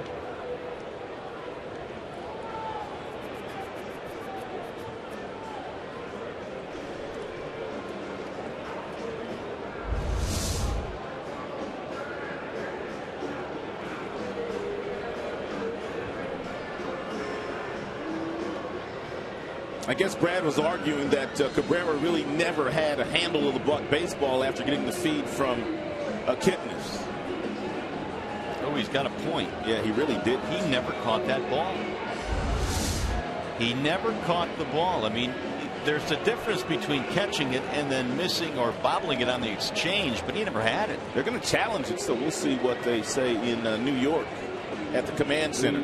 Well, they're going to have a great chance here, more so than just the neighborhood play or the exchange play, I should say, because he never really caught the ball. If they reverse it, that will be the 15th error of the season for Asdrubal Cabrera. Regardless, it is 3-0. The Tigers have scored another run. So the Tigers challenging here. The replay, at least that we had, was pretty cut and dry.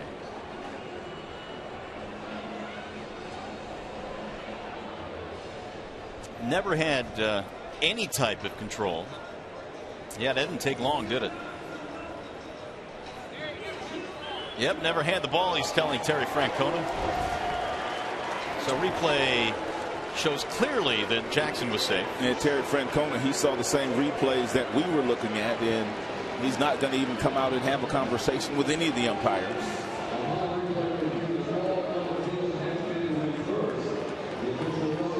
That's just a mental mistake there, right there by Cabrera, because on that particular play, the way that the ball was hit off of Miggy's bat, even though Miggy doesn't have blazing speed, that's not a double play ball. He simply should have gotten his one out and gotten out of there.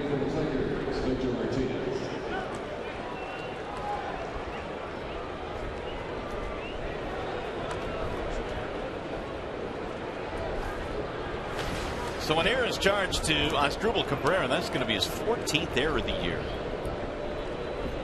And give another RBI to Cabrera, who has 3 on the afternoon. 3-0 Detroit. Not only that, but the Tigers now have 2 on, nobody out. And Victor Martinez up there. Chance to blow this one open a bit. Get away from Gomes, but not far enough.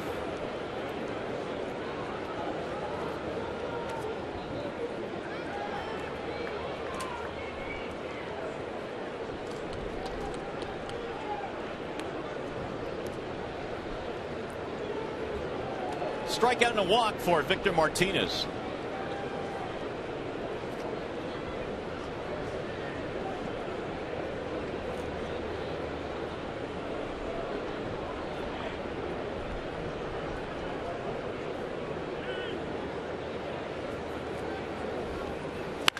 Oh, drilled to center field on a line and off the glove of Bourne. He came in to try to make the play, and it trickled out of his glove. Jackson will have to stop at third. That ball was absolutely scorched to Michael Bourne. The ball is obviously knuckling on Michael Bourne. It was hit so hard, and once he got to it, the ball went in the glove and simply out of the glove. The ball was absolutely screamed on by Victor Martinez. Oh my goodness. You don't usually see outfielders look like that. Cabrera had to hustle to get into second base.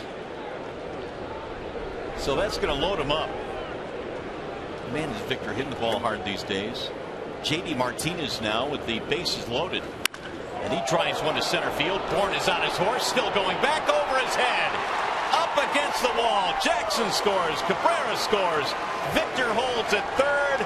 J.D. Martinez continues to get it done. Every fastball the Tigers have gotten today against Josh Tomlin on the first or 2 pitches of any pitch sequence, they have absolutely hit it extremely hard.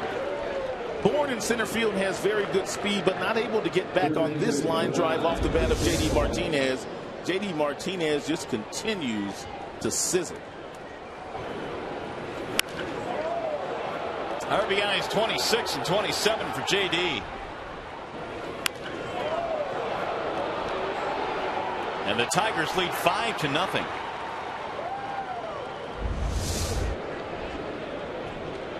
Seventh Tigers hit of the afternoon. Here's Castellanos. Nick with a double in his last at bat.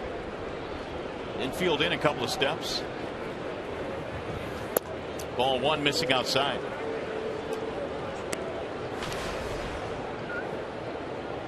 .267 now for Castellanos. He's driven in 25 this year.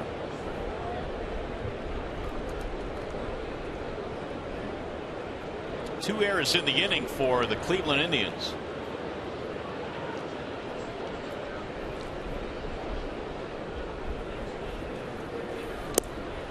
In the dirt, 2 balls, no strikes. Tomlin in a heap of trouble now with 5 runs in. They have 2 on, nobody out.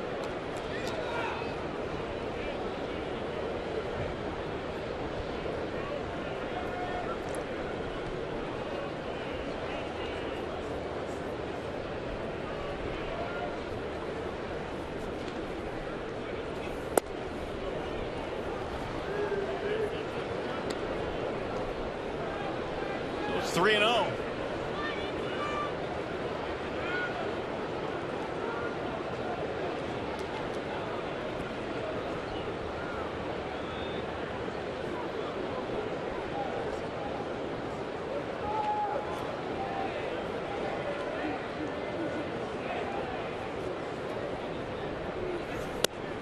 And it's on the outer edge. Castellanos didn't like it. Thought he had himself a walk. Gabe Morales getting a lot of crooked faces here this afternoon as Avila waits on deck.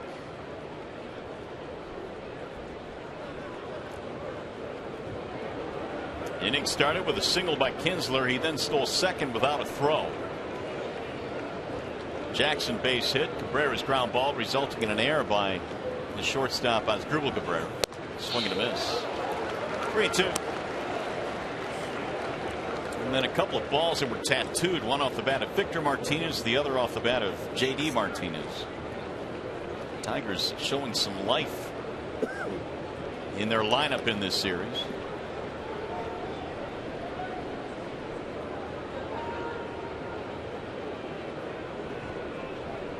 Tomlin sets with the 3-2.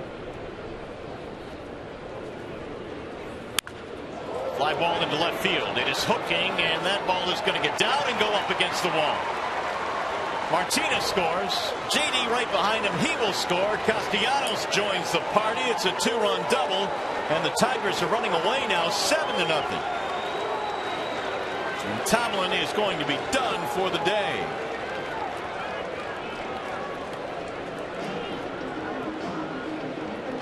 RBIs 26 and 27 for Nick.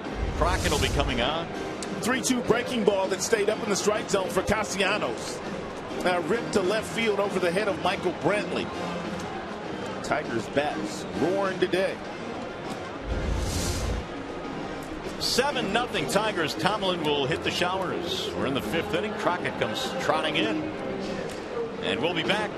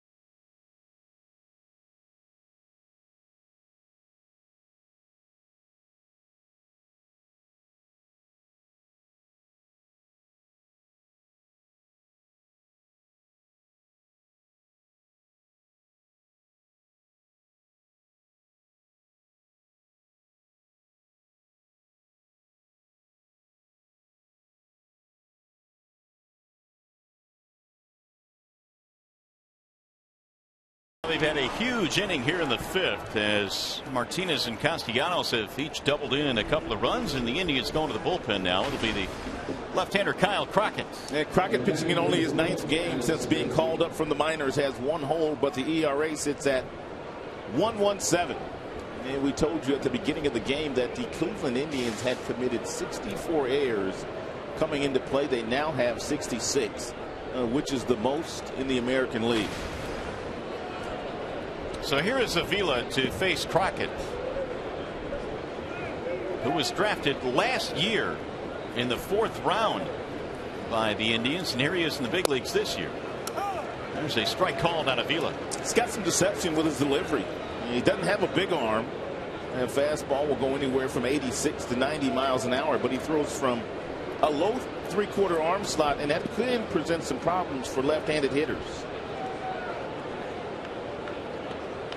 There is still nobody out in this inning, and 5 runs in, and a half swing by Avila fouled off. 0-2. Crockett pitched his college ball at Virginia. That's where he was drafted from, so he is watching intently now as his Cavaliers have gone to the College World Series finals against Vanderbilt. Had 3 stops last year in the minor leagues and now here in the major leagues this year. Avila, a couple of strikeouts in this game.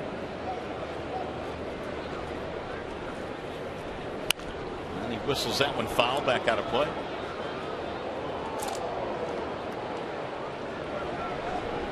Tigers 7 runs on 8 hits, and Scherzer has limited the Indians to 2 hits, no runs. Max getting some of that run support this game like he got all of last year, where the Tigers averaged about 7 runs per game for Max.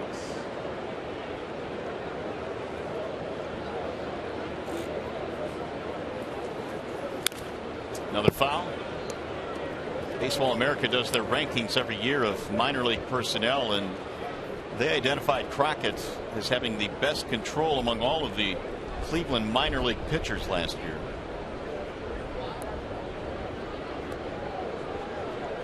That may be one of the reasons, along with the success he's had in the minors, that he's in the big leagues. When you're a manager and you want somebody to pitch out of your bullpen, you want guys that come in and throw strikes. And the 0-2 missing outside, 1 ball, 2 strikes. 7-0 Detroit. RBIs in the inning for Cabrera, and then 2 each for JD and Nick Castellanos. Crockett coming in here in the 5th inning to face the bottom of the Tigers lineup.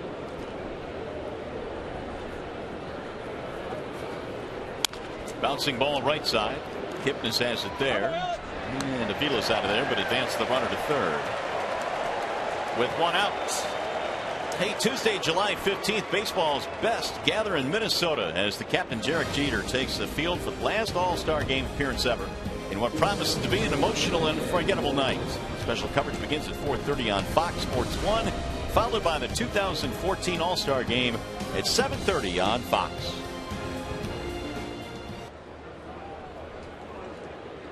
Here's Andrew Romine now with the infield coming in. Romine strikeout, ground out, 0 for 2. Ball 1 from Crockett.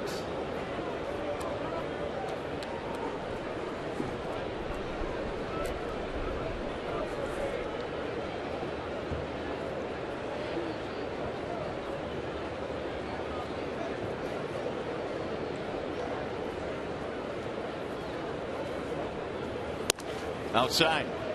Indians bullpen this year, an ERA of 3.31.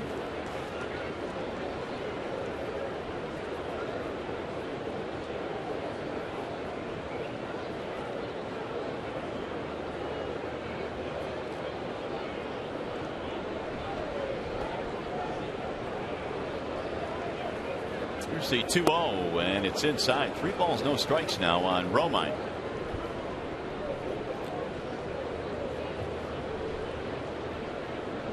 Rajai Davis on deck.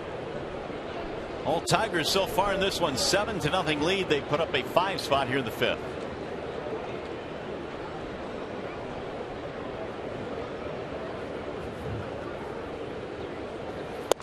That's in there for a strike. KC is playing at home against Seattle again today. Yordano Ventura starting that one for KC, and they lead 1-0 in the 3rd. Royals came in a game and a half behind the Tigers. Andrew Romine should get himself a pretty good fastball to hit here. Here's the 3-1. He'll get back out of play. 3 balls to 2 strikes on Romine. Pretty good location there from Crockett at 88 miles an hour on the outside black.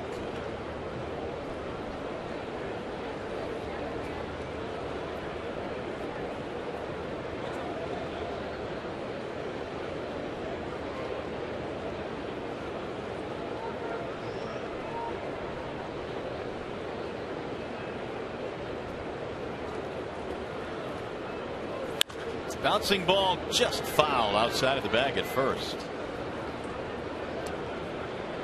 3-2 on Romine. Tigers will jump the airplane and fly to Texas, where they're going to have 6 in the state of Texas, 3 in Arlington coming up, and then 3 in Houston.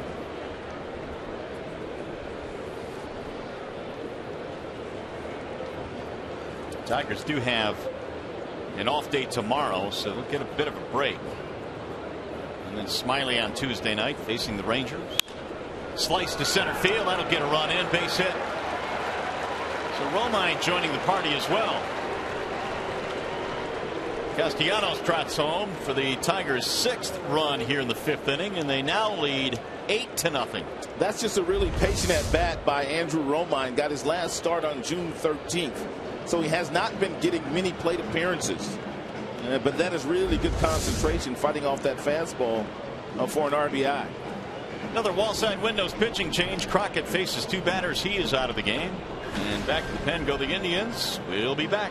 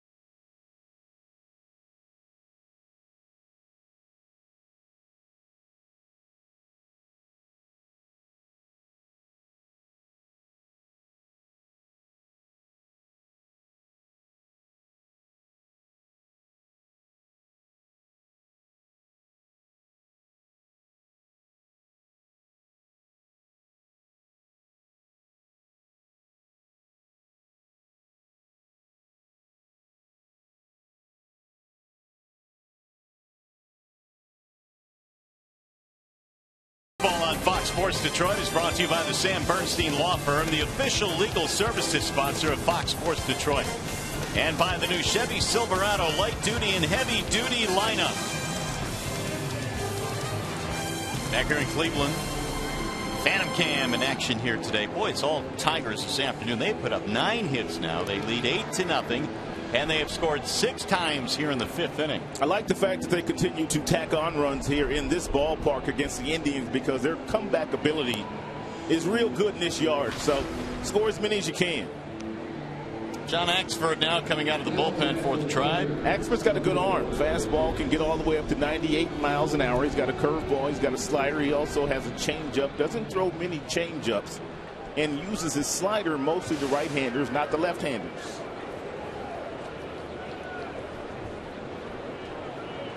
Rajai Davis is the 9th man to bat in this inning for Detroit. Tigers have badly out-hit the Indians today 9-2, which has resulted in an 8-0 lead. First pitch fouled back out of play by Rajai, who is 0 for 2 in this game. Pop up and a fly out.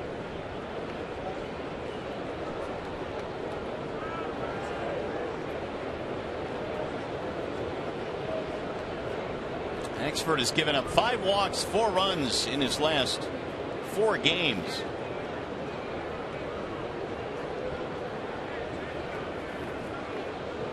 Here's the 0-1. Outside, 1 ball, 1 strike. Axford came out in the 8th inning of game 1 in this series, and eventually surrendered a home run to J.D. Martinez. It was a 3-run shot. That was the end of his night.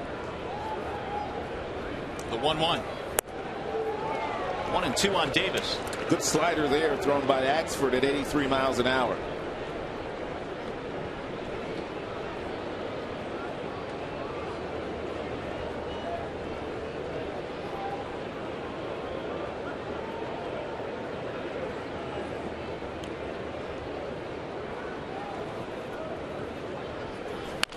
Bouncer right back up the middle. Here comes Kipnis. He's going to throw it at first. He'll have no play at second base as Romine avoided the tag. Kipnis tried to tag the runner, but Romine just stopped. It's a nice job by Romine. Either you're taught to stop and go back toward first base, or you simply run that second baseman over as he tries to apply the tag to you so he cannot complete the double play. It's going to bring up Ian Kinsler, who about, 20 minutes ago started this inning with a single and a steal. And he is 2 for 3 on his birthday today. He's got that batting average back up to 292.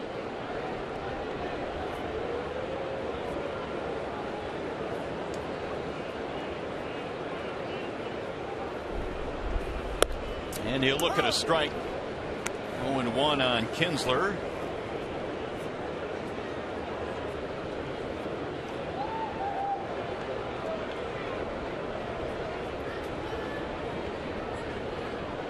A couple of runs scored for Kinsler, now 50 on the season, which is the most on the team. 50 runs scored.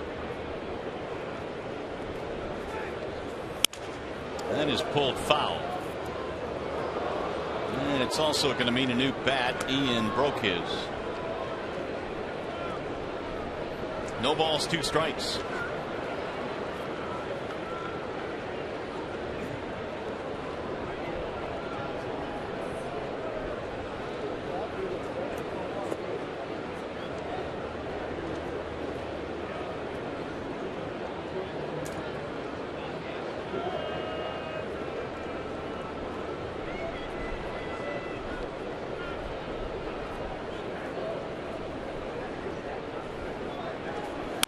Bouncing ball left side, another base hit. Here comes Romine rounding third. He is going to score, and what a day for Ian Kinsler. A 3-hit day and an RBI, and the Tigers tack on another.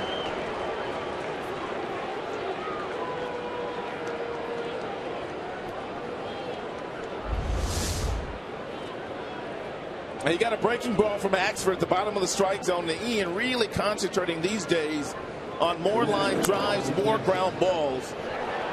And because of that, he's gotten himself quite a few hits the last couple of days. 35th RBI for Kinsler.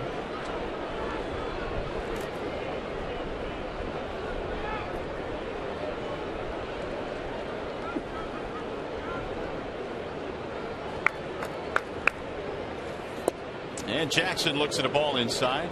We're only in the 5th inning, but Kinsler already with 3 hits, a stolen base, and he scored 2 runs. Tigers have just put up their 10th hit. They have scored 7 times here in the 5th.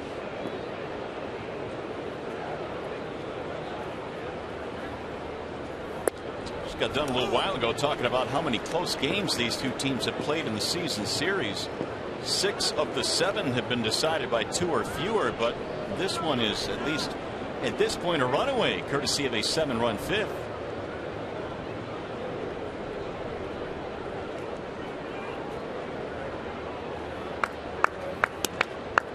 A little bit outside on Jackson. 2 balls and 1 strike.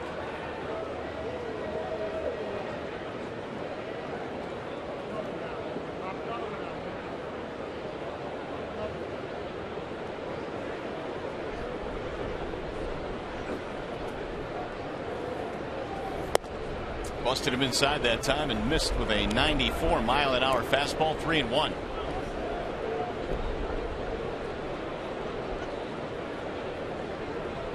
Meanwhile, on the other side of the ledger, the Indians have managed only 2 hits. Scherzer a lengthy sit down this half inning, but he will gladly exchange the inactivity for the 7-run 5th. And Tigers bullpen not in the best of shape here this afternoon, so they're going to need some innings out of someone down there. Max is not going to go very deep in this game because his pitch count is up. Joe Nathan not available today.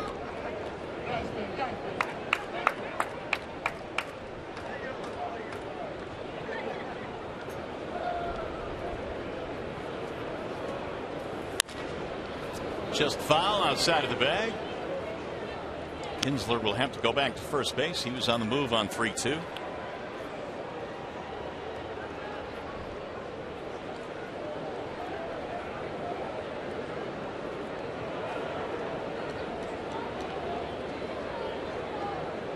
Tigers also trying to even up the season series. They are 3-4 against the Indians this year.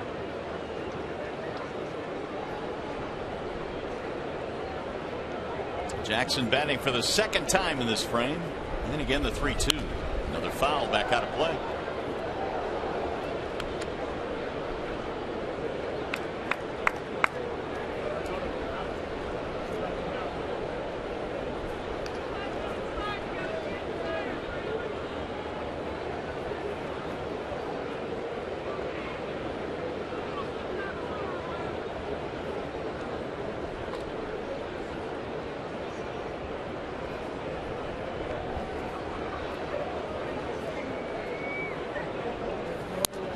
And he's going to walk him, and Jackson reaches for the second time in this inning. It's getting ugly now for the Indians.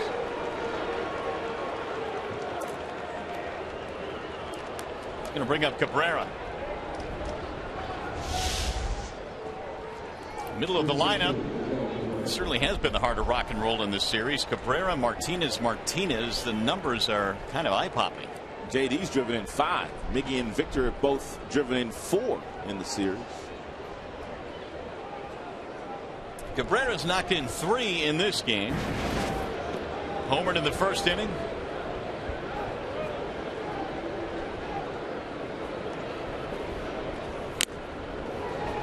No balls, 1 strike on Miguel.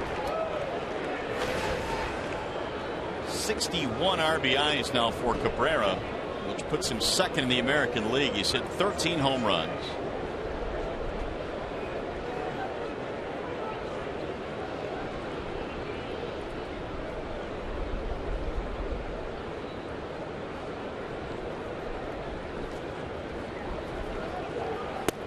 And is low and away. 1 ball, 1 strike.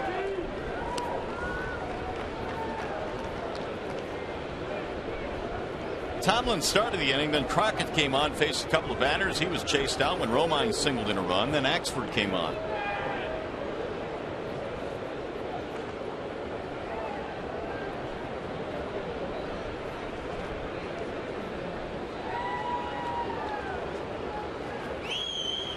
Now the 1-1. Foul straight back. 1 ball, 2 strikes on Miguel Cabrera.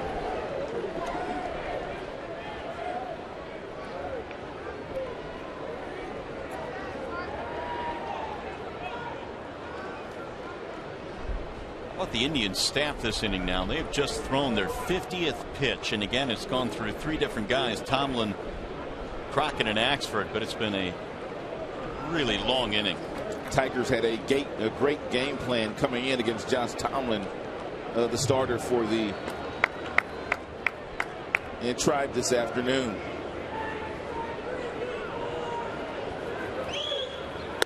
Way inside as Cabrera bends out of the way, and the count evens now 2-2.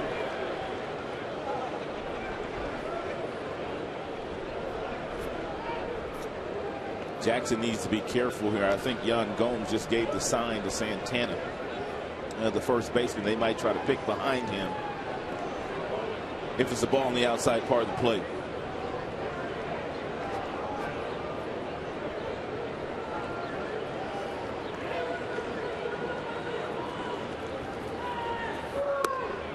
Up and in, and the count fills now 3 balls, 2 strikes.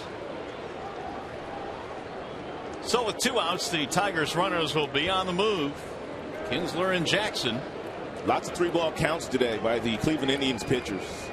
And they really have not attacked the strike zone today against the Tigers. Tigers hitting everything they throw over the plate, though, with authority.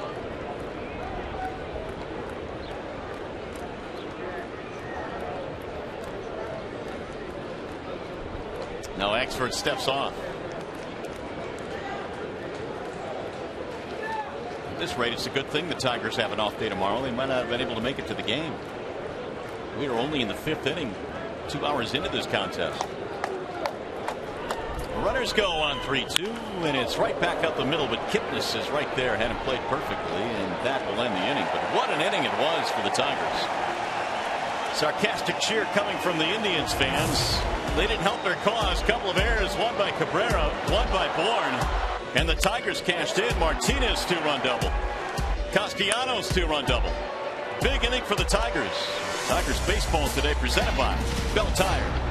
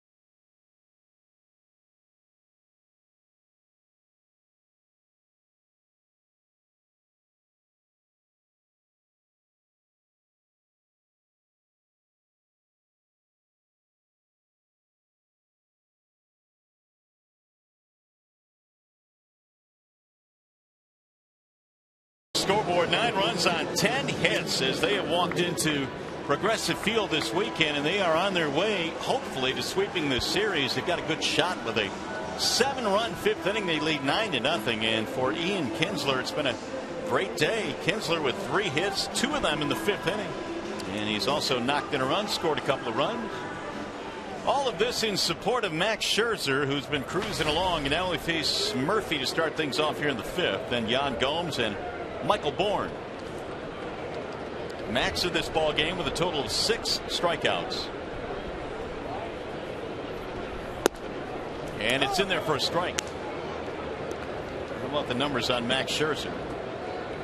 He's walked a couple, struck out 6, and just allowed 2 hits. And he's 4+ innings. It's fouled back out of play. No balls, 2 strikes. Should the Tigers go on to win this game, it would be their 40th victory of this campaign.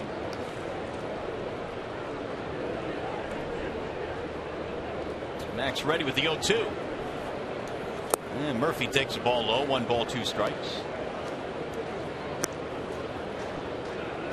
Scherzer rebounding nicely after his last start. The month of June he's had an ERA of over 6. It's fouled back out of play. Just about all the left-handers today, and there's 8 of them in the starting lineup for the Cleveland Indians. They've all been tardy on that Max Scherzer fastball today. Not a late life on it. Scherzer, of course, had his complete game 2 starts to go, and even with that complete game, his earned run average 6.15 this month coming in, and he has now reached a total of 80 pitches in this game. And again the 1-2. And again Murphy giving him fits as he just flares another one back out of play. It's been a tough stretch for Murphy, who is now 4 for his last 40 at bats. He's 0 for 1 in this game. Lifted in the air, shallow center field. Jackson moving over. And Murphy retired, 1 gone. Well, let's see what's going on around baseball. The Orioles hit 4 home runs yesterday at Yankee Stadium, which ties a franchise high in New York. Tanaka seeking his 12th win of the season today. I guess those numbers that Tanaka were putting up in Japan were absolutely no fluke at all. He is scoreless through 3 in that game, and boy, the A's, I don't know, just part of saying I just don't know how they do it, but I just don't know. And Tiger's going to get a chance to see Oakland again when they get off this road trip. A's have won 47 games, the most in baseball. There's a strike called on Yan Gomes. Singled back in the third. The Indians had a couple of opportunities to get to Max early, but they couldn't do it. They had 2 men on, nobody out in the third, but failed to score. Bender drops in for a strike, and it's 0-2.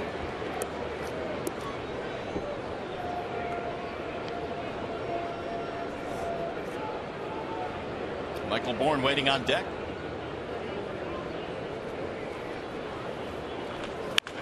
Drill to left field. Davis on the move. Rajay won't get it. Base hit. Going to take a wide turn and hold up. Second single of the afternoon for Yan Gomes. And only the third hit of the game for Cleveland. 2 of the 3 belong to the number 9 hitter. It's an 0-2 pitch thrown by Max. It's a breaking ball. He gets way too much plate with it. And Yan Gomes absolutely hit it extremely hard back to left field.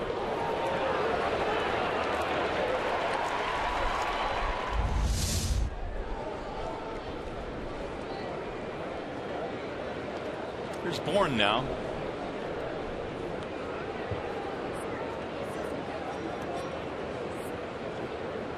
Scherzer has walked Bourne a couple of times. You see Miggy behind the runner at first base with a 9-0 score. Bourne slaps the ground ball short. Romine to second one. That is in time. Double play. A 6-4-3. And the inning is over. No runs. They get a hit. Nobody left. 5 in the books here in Cleveland. Tigers turn 2. Move, boys.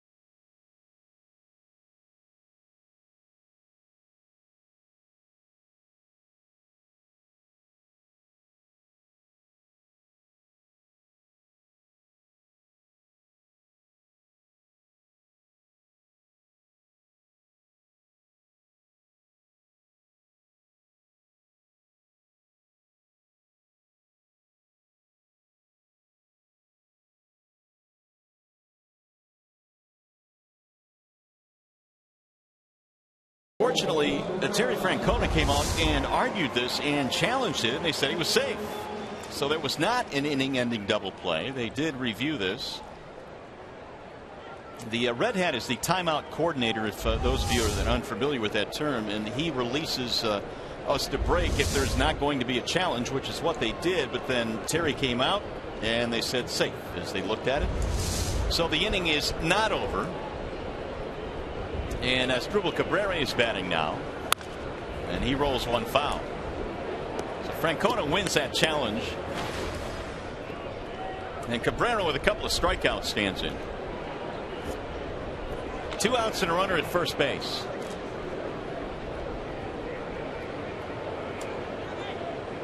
Usually the manager is out much quicker than Francona got out, and so we all thought he was not going to challenge the play. Here's the 0-1 pitch, and Scherzer misses low. 1 ball, 1 strike. The entire Tigers team was already in the dugout getting ready to hit. And by the time Francona decided to challenge it.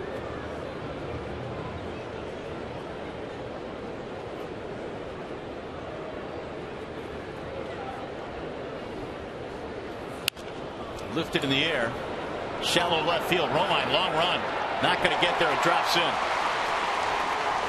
Bourne goes to third, and now the Indians have him at the corner. Asdrubal Cabrera bloops a single into left field, his first hit today. And nothing Davis could do, nothing Castellanos could do, nor Romine. And that ball fell in no man's land. Neither of the three players could make the play.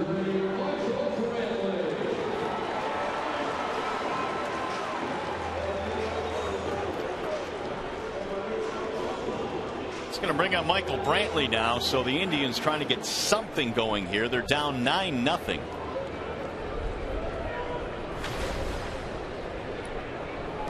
Brantley had a single in the first.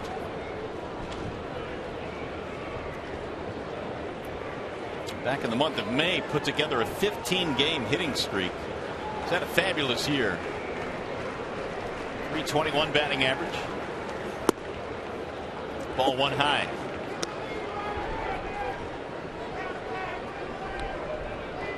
Michael Brantley has a legitimate shot of making his first All-Star team this year with the numbers that he has put up.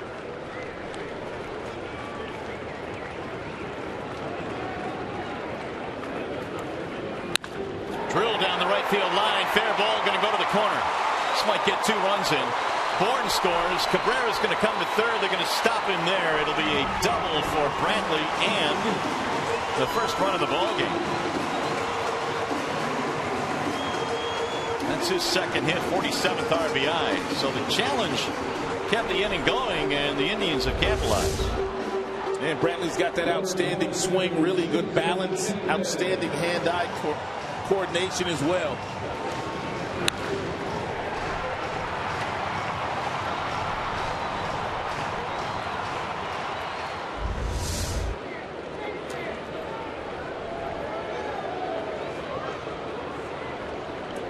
Here's Kipnis. Second and third, 2 outs. And Kipnis fouls it back. And now the Indians with 5 hits on the board. The Tigers have 10.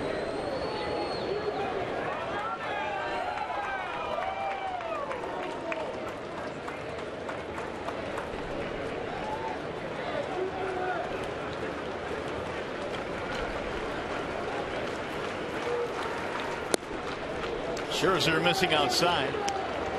1 ball and 1 strike. Kipnis strikeout, ground out. Max at 93 now.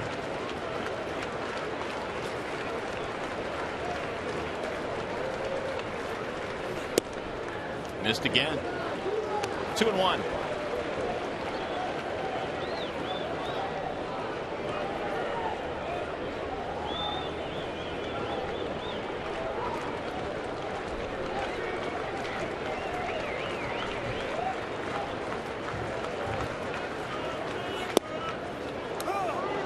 Even the count, 2 balls, 2 strikes. Kipnis must have been sitting on off-speed pitch there in the 2-1 count. He got a fastball right down the middle and did not even flinch at it.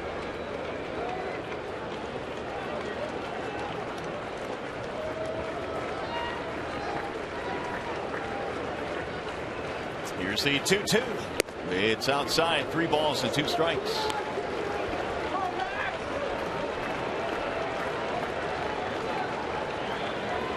Here's our Xfinity high-speed pitch. They're registered on the radar gun thrown by Max Scherzer. 95 has been his top fastball. He just did that to Kipnis. Swing and a miss. Kipnis is out of there, and Scherzer finally puts an end to this little mini uprising the Indians had. 5 in the books. It is now 9-1.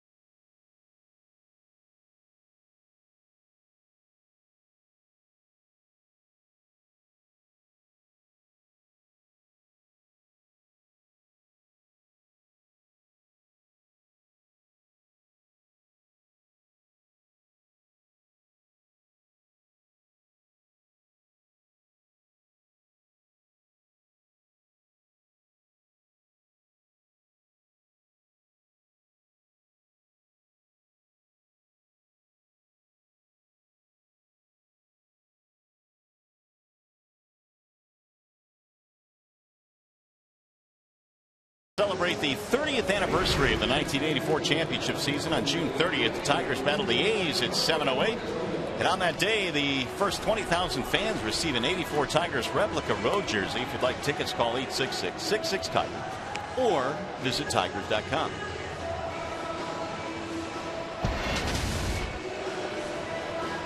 Well, Brad Ausmus has seen his team bounce back after losing 3 out of 4 to the Royals and briefly falling out of first place to come here to Cleveland, a place where they were swept the last time in, and well, they're getting their work done here. They're a couple of innings away here from sweeping this series.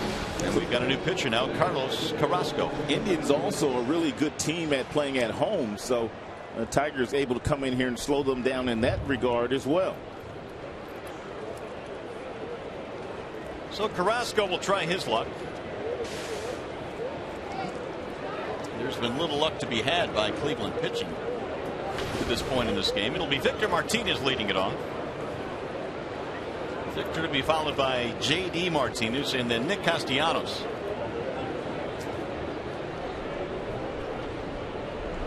Tigers hit around in that big 5th inning they had. A swing and a miss by Victor. So let's see. The Indians today have gone with their starter Tomlin. They had Crockett. They had Axford. They've got Carrasco.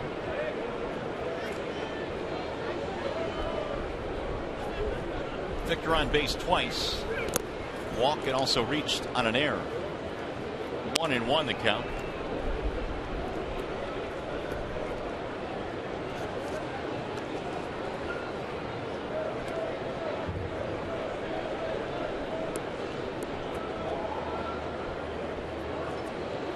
Carrasco was 0-3 in the month of April.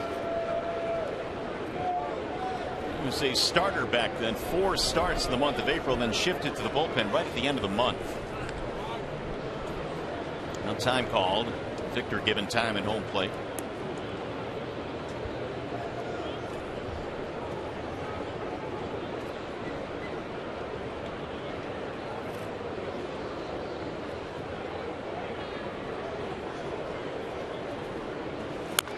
Chopper foul down the first base line. 1 ball, 2 strikes.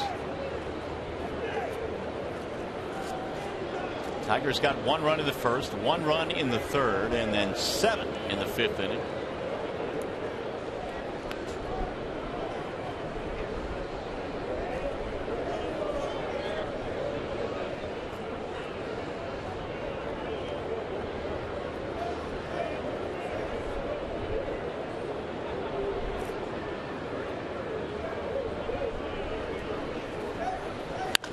Drilled to center field. Bourne backs up a couple of steps.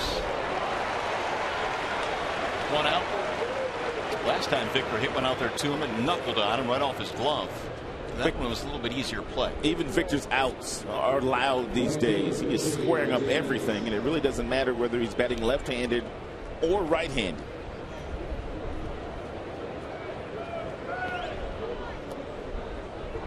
We're at Progressive Field here in Cleveland, Ohio for the final game of this series. Mario Rod and Trevor Thompson joining here today. Joe Nicola is our producer. Mark Isofano is our director.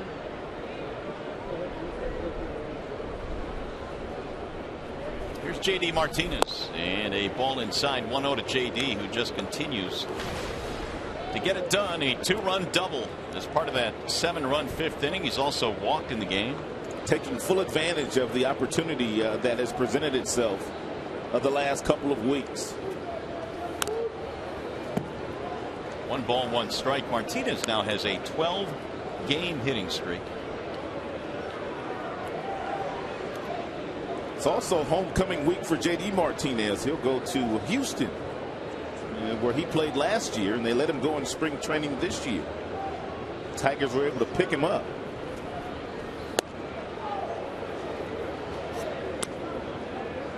Two and one on Martinez.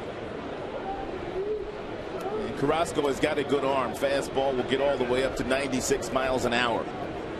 But the way J.D. Martinez is swinging the bat, if you throw him a fastball here, a good chance he's going to barrel it up somewhere.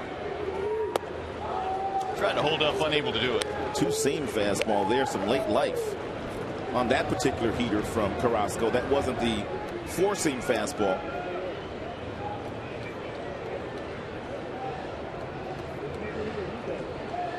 Carrasco, part of the Cliff Lee deal that was made back in 2009. One of the pieces coming back the other way from the Philadelphia Phillies. Jason Donald, Jason Knapp, Lou Marson also in that deal, but really haven't gotten a whole lot of what they got in return for Cliff Lee.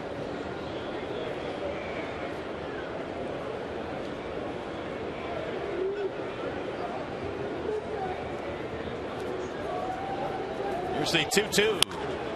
Fly ball right field. David Murphy coming over toward the line. And there are two gone. As promised earlier in the game, we have the AT&T fan photo of the game today. Tweet your photo to hashtag Detroit Fan Photo for a chance to be shown in an upcoming game broadcast. It is brought to you by AT&T. I snuck on the AT&T fan photo today with Jill. Photobonder, huh? I guess I did. Here's Castellanos.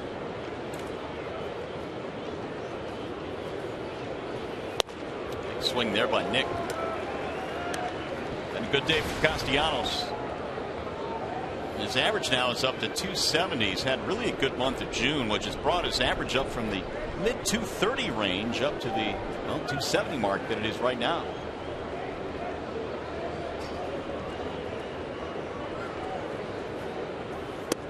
Ball inside, 1 ball, 1 strike.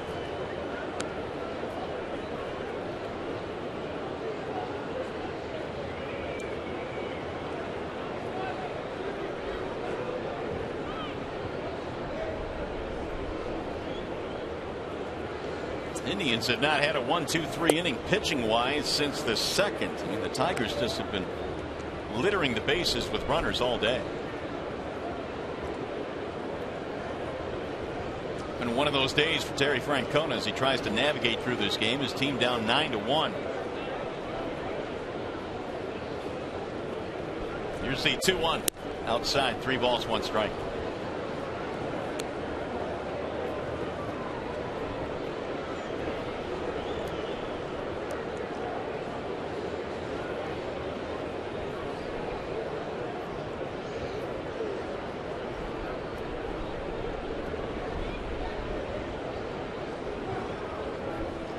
Here's the 3-1. Hammered down the right field line, but it's going to slice. Here are our Nissan drives of the game. Nick Castellanos has a couple of doubles today. One to left center field, the other one right down the left field line to add to his doubles total this year.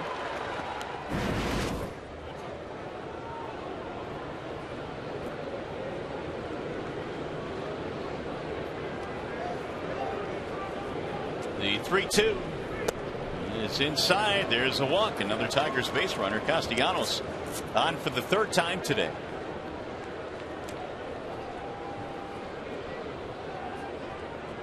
That'll bring up Alex Avila.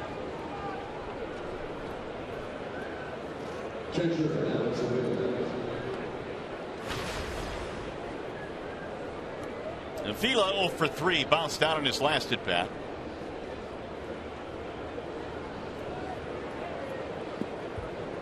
They'll play the shift on him defensively and playing behind the runner at first base, Castellanos. Seattle has tied up Kansas City. They're 1-1 in the 5th inning against the Royals. And again, the Royals were a game and a half out behind the Tigers coming in. Tigers snapped their 10-game winning streak, and they've had trouble since. Swing and a miss there. 1 ball, 1 strike for Avila.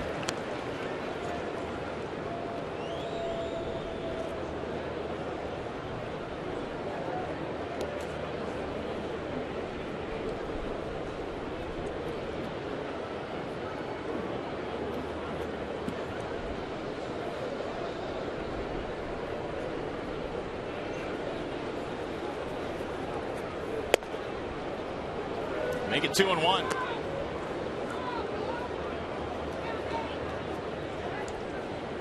Avila's gotten himself in that predictable fastball count, and more than likely he'll get one here from Carrasco at about 93, 94. Needs to be ready for it.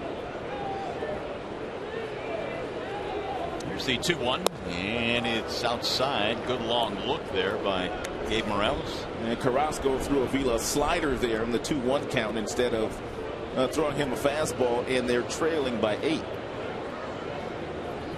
He's in jeopardy of walking his second consecutive batter. Drilled to center field. Bourne is on his horse, and he's going to stretch out. Can't get it. Up against the wall. Castellanos to third. They're going to wave him home, and he will score. And Avila has joined the hit parade.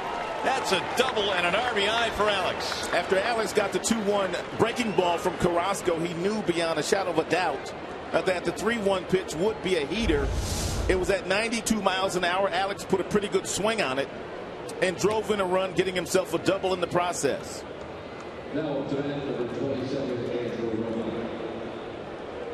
Give the Tigers an even 10 runs. 10 runs on 11 hits. Talk about making good use of your hits. Michael Bourne's been running all day. Here's Andrew Romine. He singled in a run back in the 7-run fifth. He's had a couple of really good plate appearances today. For a guy that has not been getting many reps lately. His first time up, he hit the ball sharply to the second baseman and got a base hit in an RBI his last time up.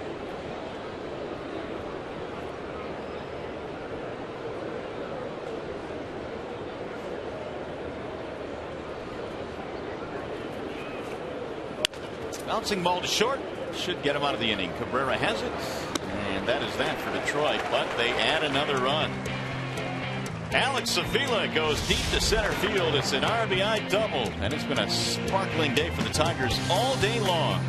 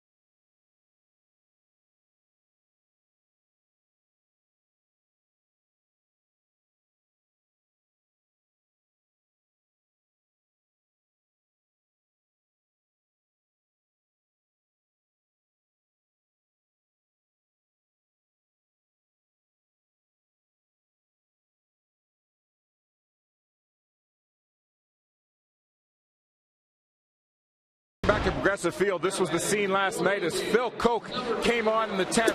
Got 3 strikeouts. Brantley, Kipnis, then Chisenhall with a nasty bender, a little slurve that Phil's been working on, and I spoke with him earlier on today inside the clubhouse before the game, and he was one of the happiest guys in the clubhouse because of the outing he had last night. He needed that for the team. He needed that for his own confidence, and it was good to see Phil Koch get his first save since April 1st of last year. Not in the same situation here today with this 10-1 lead here in the bottom of the 6th. Mario, your call. Hey, Trev, I hear you made Koch late for stretch today. That's what rumor has. I didn't want to tell you guys that he was late coming in there, but yeah, he was. But he was gracious enough with his time to give me a little bite for my pregame show, and then he trotted back out for the stretch. So yeah, Phil Koch in a very good mood this afternoon, guys. All right, way to go, buddy. Thanks. Trevor's going to have to pay Phil Koch's fine for being late to stretching. Scherzer going back to the hill here in the 6th inning. Santana, Chisenhall, and Swisher. I saw that little exchange he had. It was really funny. But Phil Koch certainly feeling good about his efforts in last night's game. He should be feeling good about the way he's been throwing the ball the last 6-7 times he's gone out there. I know he gave up a few runs the time before last night, but the ball is coming out of Phil's hand as nicely these days as it has in a while. And fastball up to 97 yesterday with a really good breaking ball. 1-2 to Santana, fouled back out of play. Santana, Chisenhall, Swisher. Scherzer now has gone over 100 in this contest. His teammates have supported him today with 10 runs on 11 hits. Now the 1-2. He just couldn't hold on to it. In and out of the glove of Avila. The count is 1-2 on Santana. Strikeout, ground out in this game.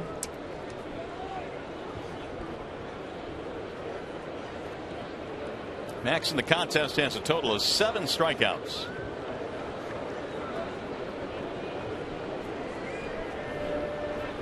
There's number 8. Santana's out of there, 1 gone. Time for a game break now. We go back to the studio. Justin White.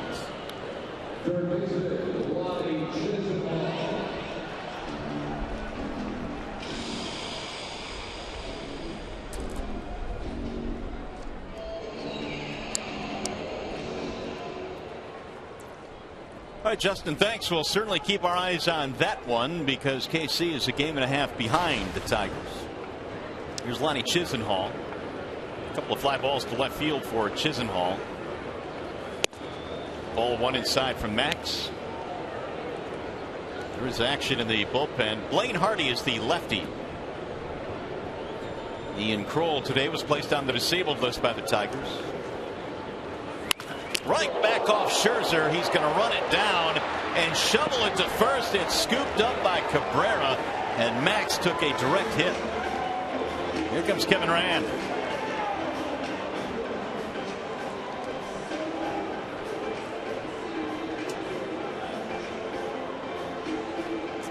This one, I believe, hit him on the knee, and if it did, man, he's got to be in some pain right now. Well, he's saying he's all right, but he continues to walk around trying to walk off the pain. Nowhere for Max to go, right outside the right knee.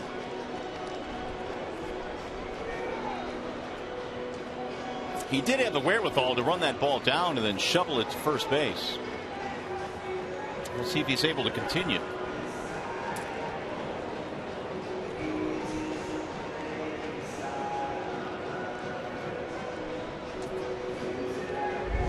Scherzer now will try that knee out.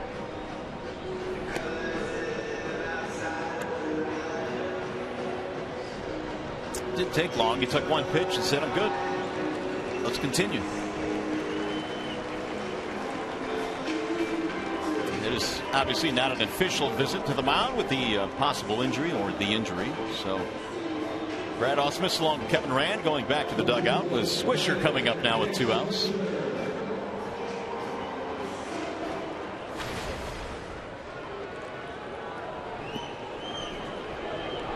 A couple of strikeouts for Swisher.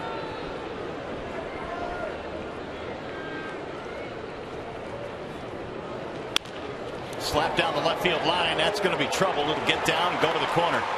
Rajay runs it down. Swisher, though, will have himself a 2-out, 2-base hit.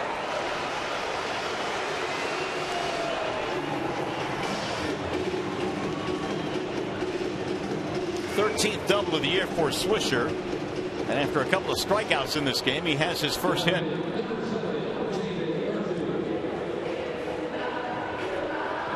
That'll keep it going for David Murphy.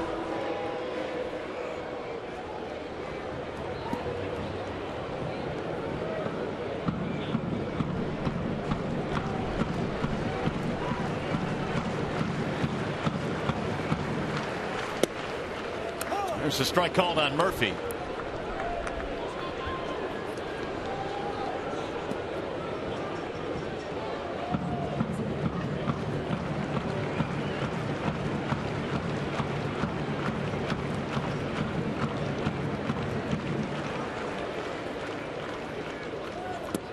Murphy looks at his strike, and the count is 0-2 on the Cleveland right fielder. Max hasn't used that curveball very often today. His changeup has been his pitch of choice, along with that fastball in the mid-90s most of the afternoon.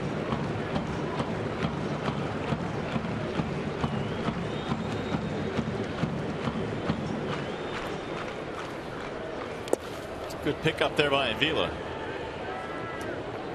1-2 the count. And we talked about this a couple of nights ago. Tigers have a couple of guys that do very nice work. And when balls are down in the dirt, they usually bail their pitchers out. That would be Brian Holiday and the other one.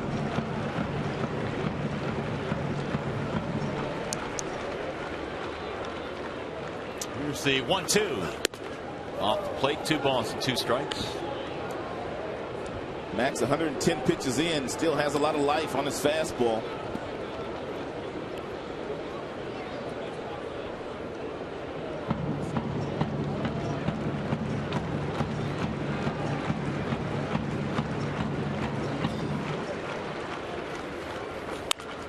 Fouled away. Well, the score may be 10-1 right now. The Indians are getting pounded pretty good, but one guy that hasn't given up is John Adams out there in center field. He's still banging on that drum every time the Indians get a man in scoring position. He is not giving up. There he is. Got a long sleeve shirt on too. Got to be hot out there. And again, the 2-2 is lifted down the left field line and foul. Boy, it looked like Rajay might be able to get to that ball. He had him shaded in that direction.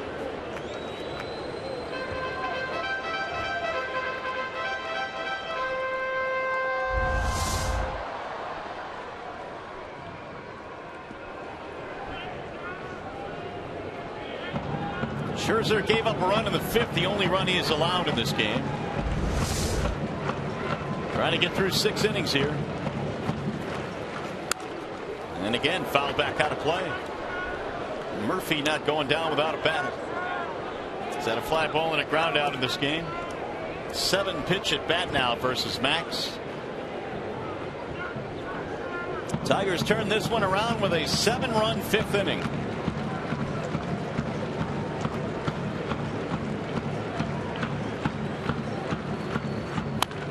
Chopper hit to the right side. Kinsler out to the grass to make the play. Murphy is out. Nothing comes of the 2-out double by Swisher. 6 in the books here in Cleveland. The Tigers lead 10-1.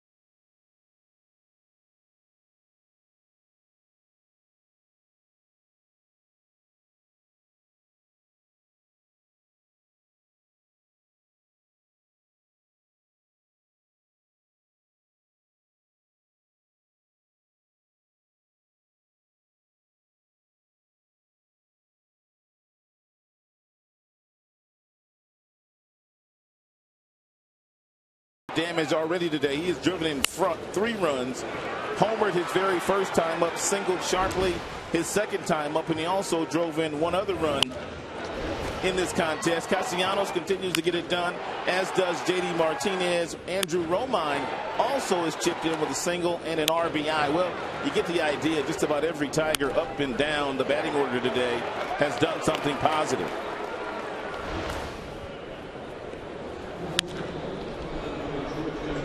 Max Scherzer, 6 innings, 6 hits. And he's able to get through 6 innings after being hit on the knee with that line drive. It's 10-1 in favor of the Tigers. And Rajai Davis starts it off here in the 7th inning.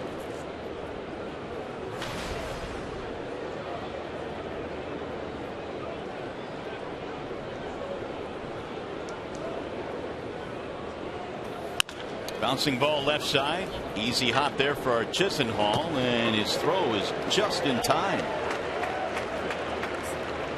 Rajai takes nothing for granted. One gone.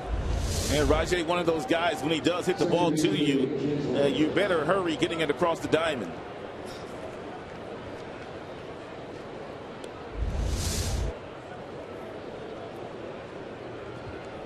One out here is Ian Kinsler. 3-hit day for Kinsler. 2 of those hits in the 7-run 5th. 0-1 on Ian. Looks like Yan Gomes is done for the day. George Kataris will take over behind the plate.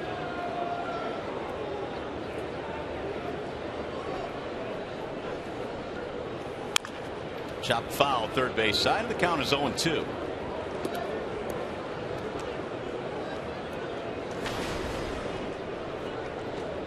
So Kinsler now is up to 295.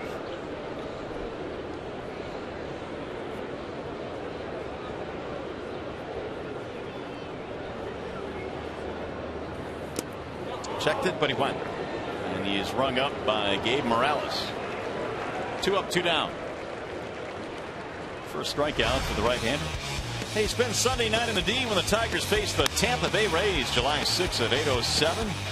For as low as $17.50, fans can get a game ticket and a Sunday Night in the D t-shirt. Offers available exclusively at Tigers.com/Sunday night. 2 down now for Austin Jackson. On base a couple of times in this game. Jackson, a single and a walk. 1 for 3.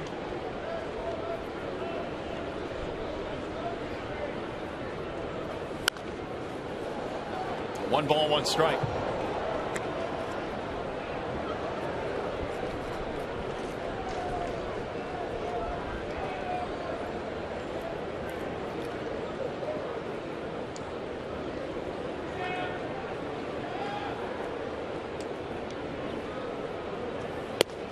Backed him out of there and a ball inside. 2-1 on Jackson. Tomlin started this game but then was bounced when the Tigers put up a 7 spot in the 5th.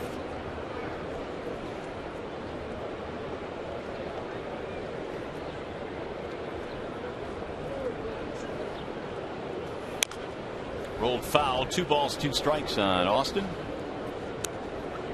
Should Jackson reach, he would keep it going for Miguel Cabrera.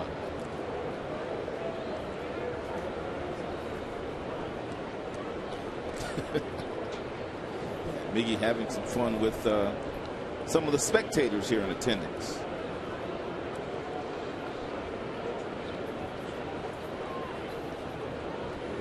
Swing and a miss.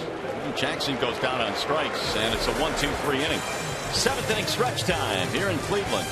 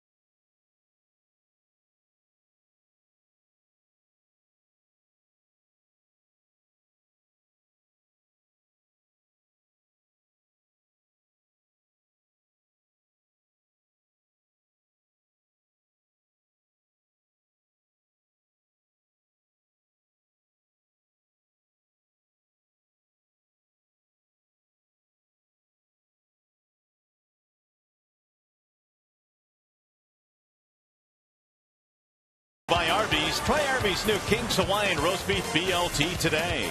And by Bell Tire. Get the lowest tire price, period. Bell Tire.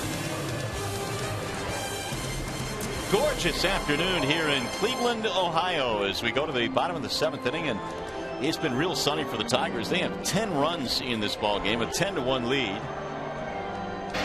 Also sunny for Max Scherzer. Here's our Bell Tire pitch by pitch. Max wanted to be more aggressive today with his fastball. He also wanted to throw some fastballs inside to a lot of these left-handed batters. And once he got him looking for the fastball, the change piece was outstanding today for Maxwell. 6 really good innings logged for him, and turning the ball over to Blaine Hardy. Numbers on Max: 6 innings, 6 hits, 1 run, 8 strikeouts in this contest. So a couple of really nice bounce back starts. One yesterday by Justin Verlander and today by Max Scherzer. Although 114 pitches, Max will tell you himself a little high for just 6 innings pitched. Scherzer will give way to the bullpen here in the 7th inning. His left-hander Blaine Hardy. Blaine Hardy had his coming out party yesterday here in a very close contest. Albuquerque started the 8th inning. Blaine Hardy came in to strand the runner that Albuquerque left there, getting 3 ground ball outs on all breaking balls.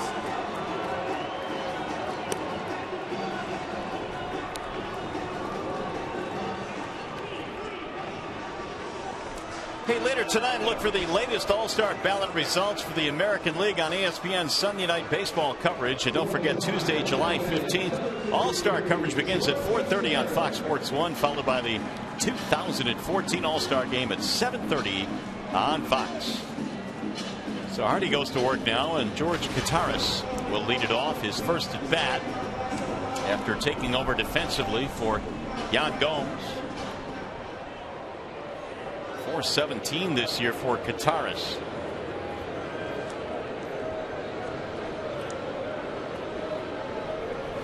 He's 5 for 12 at the major league level, and he looks at strike one from Blaine Hardy. Blaine Hardy had a good spring training and put himself on the map. It did not get sent down until the final week of spring. Displayed a really nice fastball up to about 92, but it was his curveball that Jeff Jones, the pitching coach, really liked.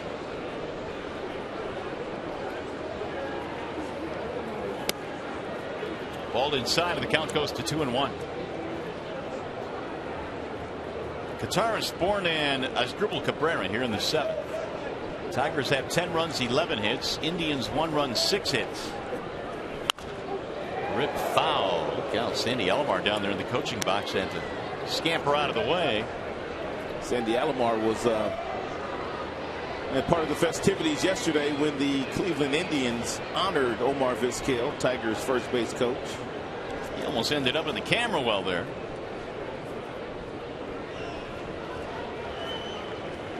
Swing and a miss. Kataris' history, 1 gone. There's that bender and that Hardy features. He can be tough on left-handers.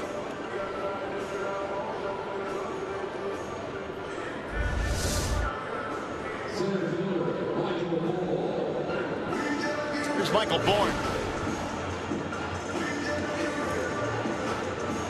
Well, Bourne's been on base 3 times. Walk, and then a fielder's choice. Beat out which initially was called a double play. And then they reviewed it and said that he was safe. 1 strikeout Bourne. In fact, he has scored the only Indians run today. Hardy's 0-1. The chopper hit slowly right side. It's going to be trouble. And he is out at first base. Nice play by Cabrera, who just shoveled it with his glove, and Hardy got there quickly. Mickey's been flashing a lot of leather in the series. He made an outstanding play in the first game of the series on Friday. Also made a nice diving play last night, and then he shuffles with the glove to Hardy, covering to beat Michael Bourne. Terry Francona was about to come out, and his replay guy said, "Don't bother." He won his challenge last time, so he kept it. That was a really good play there by Mickey.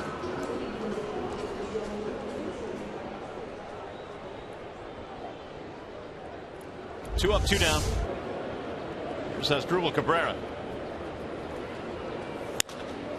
Lifts this one in the air to center. It's looking like an easy 1-2-3 inning for Blaine Hardy, and it is. Down in order they go. On to the 8th we go.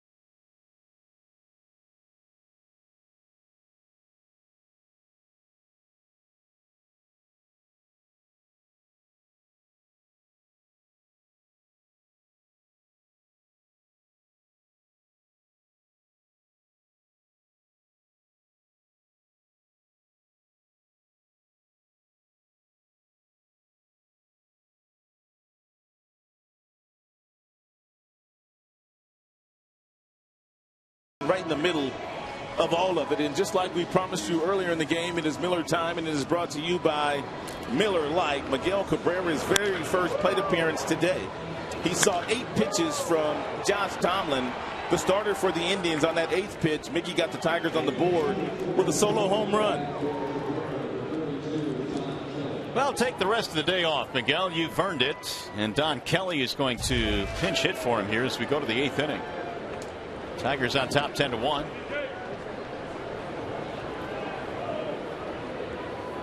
Kelly, then Victor Martinez, and then J.D. Martinez. 11 Detroit hits in this game. Kelly is 1 for 3 in the series, a double, .235 batting average. Ball high and away, and the count goes 2-0.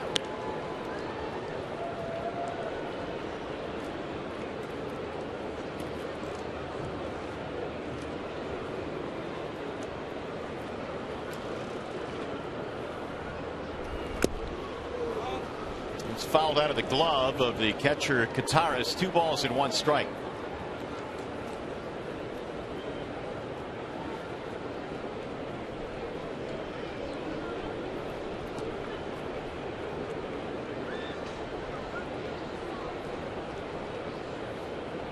Here's the 2-1 swing and a miss. 2 balls, 2 strikes.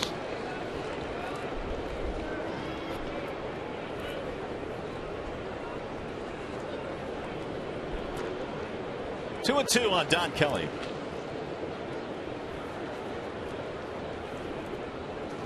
Swing and a miss, and Kelly is out of there.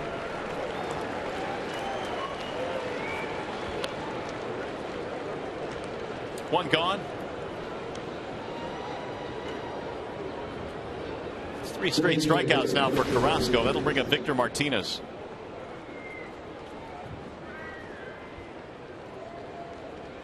Victor flied out to center field his last time up. He's walked and also reached on an error, but does not have a hit today, although he's scalded the ball a couple of times.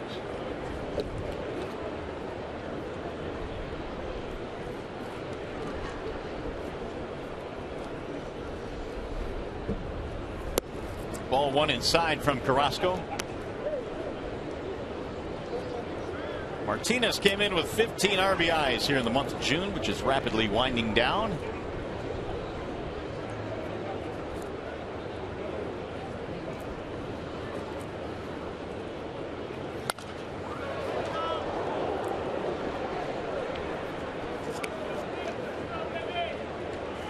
One ball, 1 strike.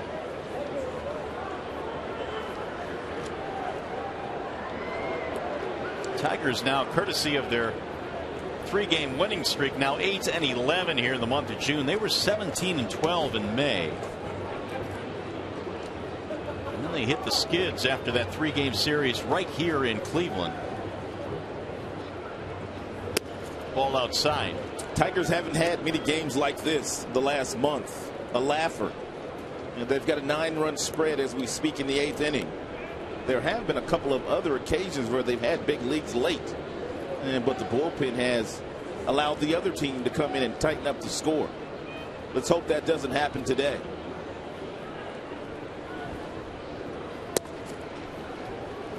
It's nice as a manager to have one of these types of games where you really don't have to think a whole lot. You can just kind of sit back and let the guys play.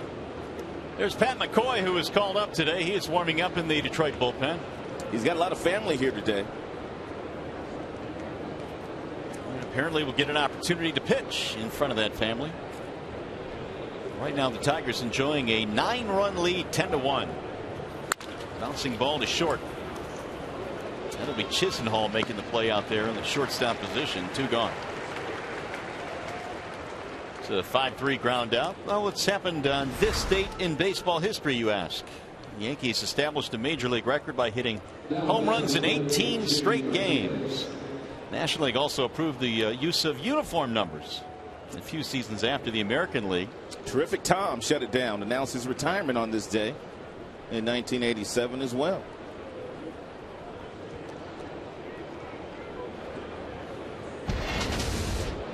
J.D. Martinez stands in.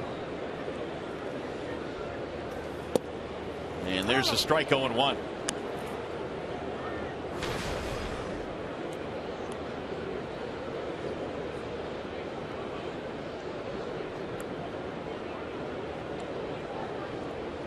J.D. big 2-run double, highlighting that 7-run 5th inning. 1 ball and 1 strike. And Martinez, in doing so, extends his hitting streak to 12 straight.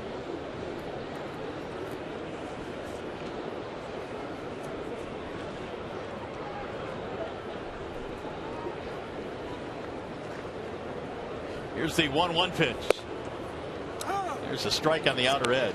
Good fastball there thrown by Carrasco at 96. Nothing J.D. Martinez could do with that last fastball.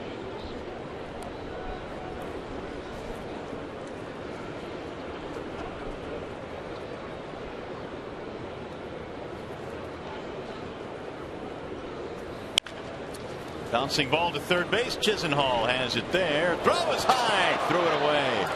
Another error today by the Cleveland Indians defense. Oh my boy. J.D. Martinez will take second on that overthrow. E5 gives them 3 miscues today. And it gives them 67 on the season, which paces the American League. Well, instead of a 1-2-3 inning, it's going to be it for Carrasco. That ball just sailed on Chisenhall. Looked like a routine play. So a pitching change here in Cleveland. We'll be back.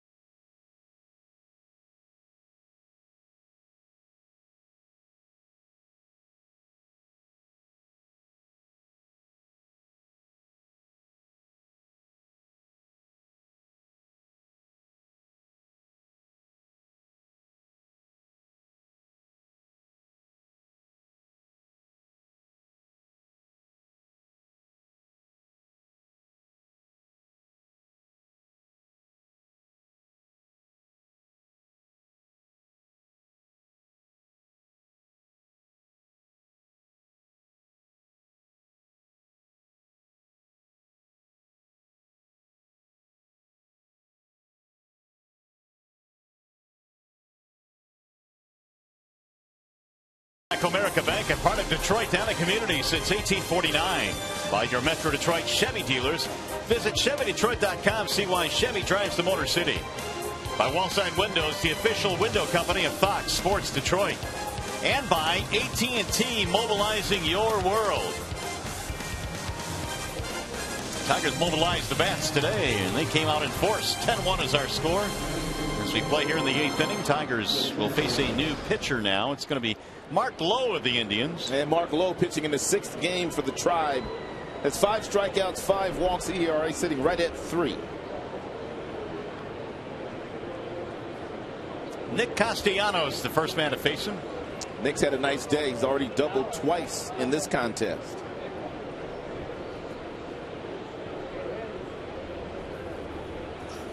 And a wave and a miss. 0-1 the count on Castellanos. Nick now 27 RBIs. Average at 270. He's also had a base on balls in this game, so he's been on base 3 times.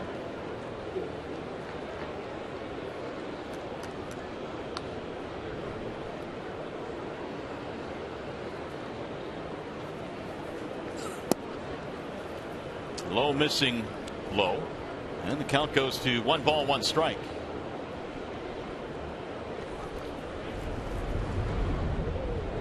Tigers on to Texas next. After an off day tomorrow, they will enjoy Monday off in Arlington.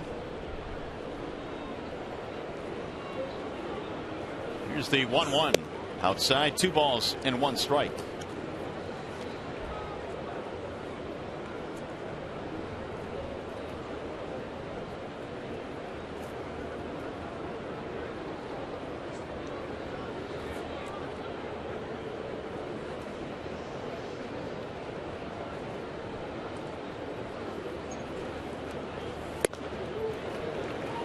Two and 2.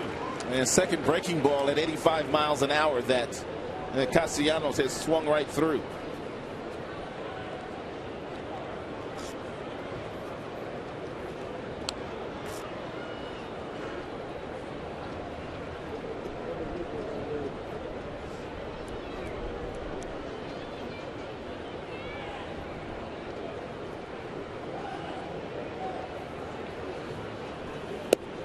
Got him. Strike 3 in the outside corner. Man, Nick's been barking all day, and he's going to bark again.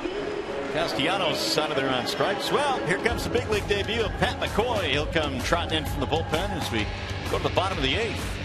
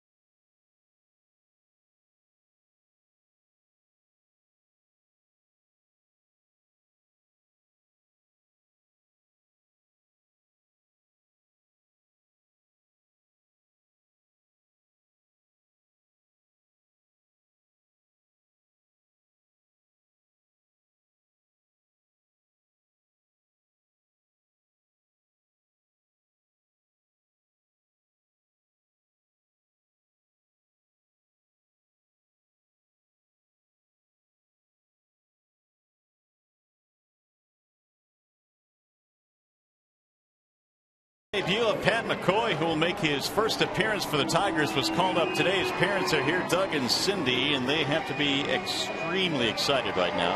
And Trevor did a piece on him earlier in the game and said that 13 members from his family are here in attendance this afternoon. And they're all going to get an eyeful now of McCoy making his first major league appearance. Numbers weren't bad in the minor leagues. 22 games, over 33 innings. The ERA was sub 3. Didn't walk very many and had 26 strikeouts. Tigers signed him as a minor league free agent at the end of last season from the Washington organization. Had spent 7 years in the minors with the Nationals. And his first big league pitch is outside to Michael Brantley. Brantley in the ball game, 2 out of 3, single double RBI.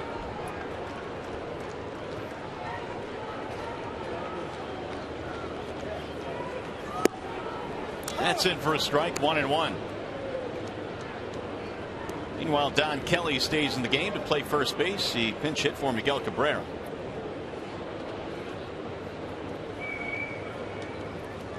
Here's the 1-1. Check swing roller foul. Yeah, Michael Brantley, with the numbers that he has put up this year, .324 average with 11 homers and 47 driven in. That should earn him his first All-Star game in Minnesota. Not only does he get it done offensively, but he's a very good left fielder as well. Here's McCoy's 1-2. Swing and a miss. His first big league hitter is Michael Brantley. He strikes him out.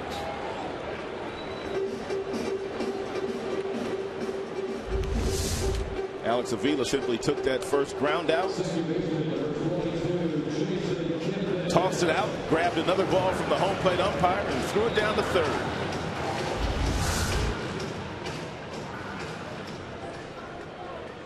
Here's Jason Kipnis.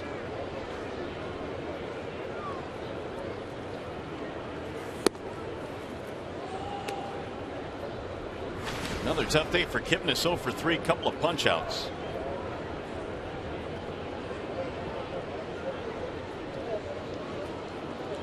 The 1-0 pitch. That's in for a strike, 1-1 the count. Kipnis really hasn't hit his stride yet. When the Tigers were here earlier this season, he was on the disabled list and really hasn't started to swing the bat the way that he is capable of swinging the bat. Soft line drive is out, number 2. 2 up, 2 down against McCoy. And he'll face Santana now. McCoy was born in Tucson, still lives in Tucson, went to Saguaro High School there. It's been a long road for Pat to get to this point. 7 seasons in the minors. Was a 10th round pick back in 07 of the Nationals.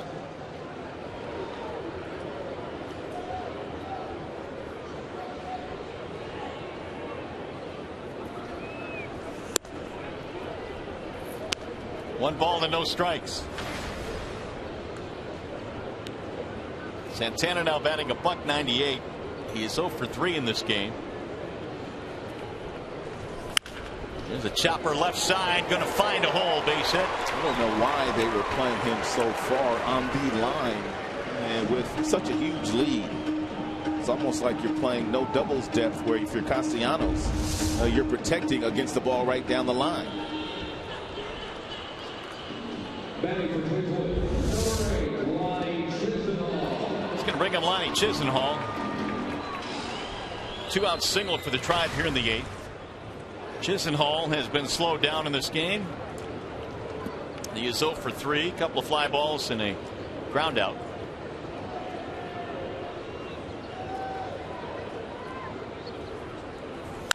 And he sends a ground ball to first, deep behind the back. Kelly has it. He'll take it himself. Pat McCoy has a very good first inning in the big leagues. Family approves.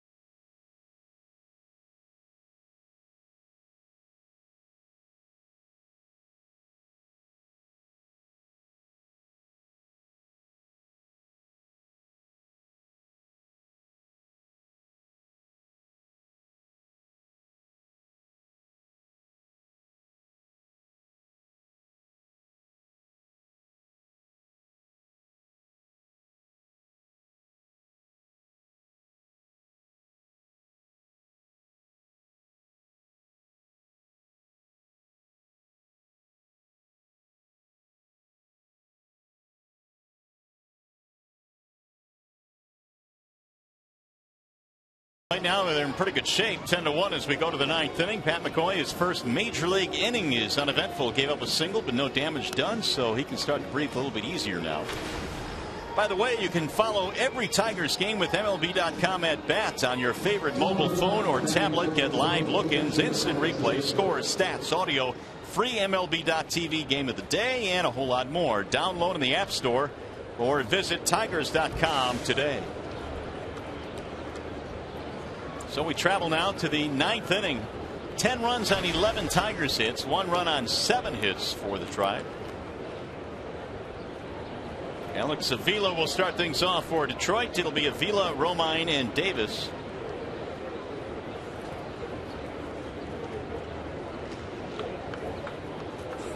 And Alex looks at strike one, check swing high.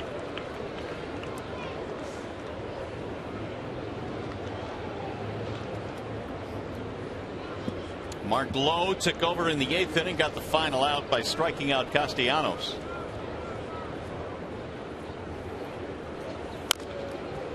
Rolled foul, and the count is 0-2.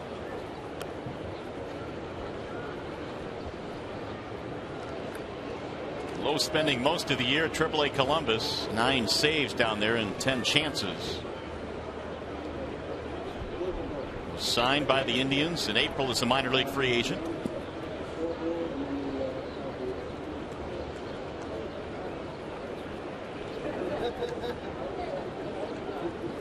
Here's the 0-2, and it's low. 1 ball, 2 strikes.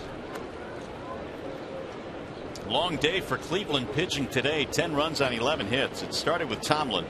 He got bounced out courtesy of that 7-run 5th inning for Detroit.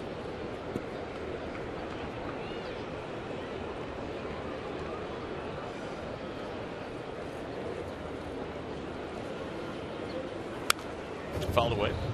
Tigers 3 outs away from their 4th consecutive win.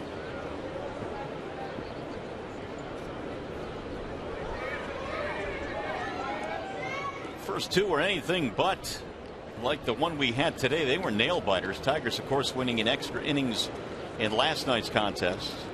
3rd time these two teams have played extra innings this year.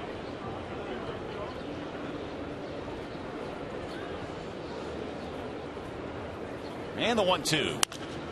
Down the left field line, slicing away, and foul.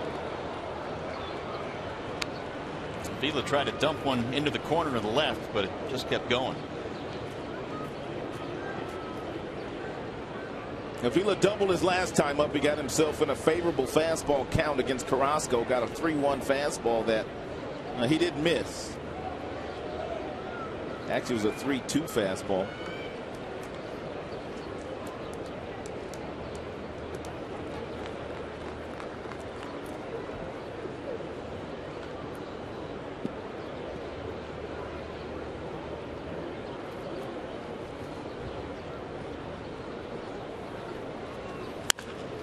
Pull to the right side, and it's going to get through. It found a hole between the shortstop Cabrera and the second baseman Kipnis. That is a thing of beauty.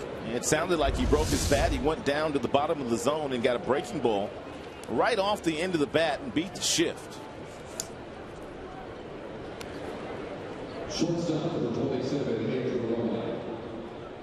So put another hit on the scoreboard for the Tigers. 12 of them now in the ballgame. And Avila has his 2nd hit of the game, single to go with his RBI double. Here's Romine. Chipped in with an RBI base hit in the 5th. And he shoots one to short. Cabrera from his seat of his pants. And they'll get a double play. Asdrubal didn't have time to get to his feet. It goes a 6-4-3, 2 gone. And had he tried to get to his feet by the time he would have gotten the ball to second base, they would have gotten that out. But if he tries to get up, they don't get Romine at first base. It's a nice decision by Cabrera. Meanwhile, another hard hit ball from Romine, but nothing to show for it there.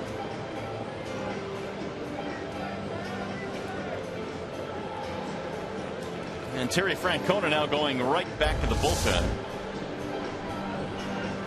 Brad Ausmus coming out now.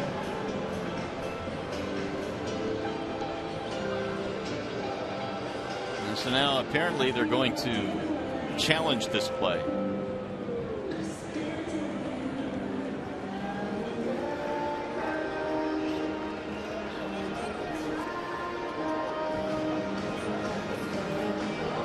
So while the Indians are making a pitching change here, it appears we're going to get a challenge.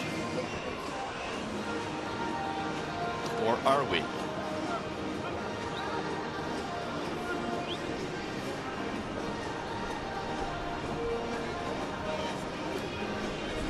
They're calling Jordan Baker, the third base umpiring, in to join a conversation at home plate.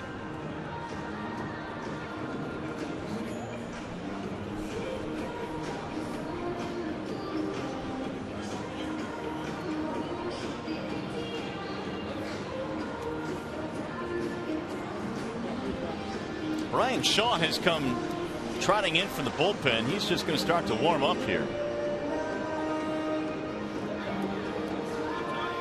And so now the umpires have called the equipment over. So apparently they're going to challenge this. This play is under review.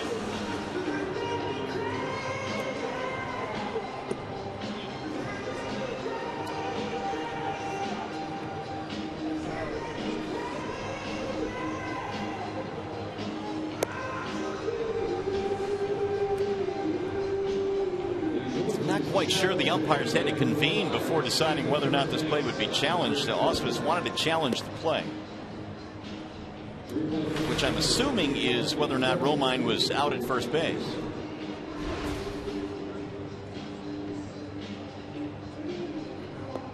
Meanwhile, Brian Shaw taking his warm-up pitches on the mound. So the call on the field was out at first.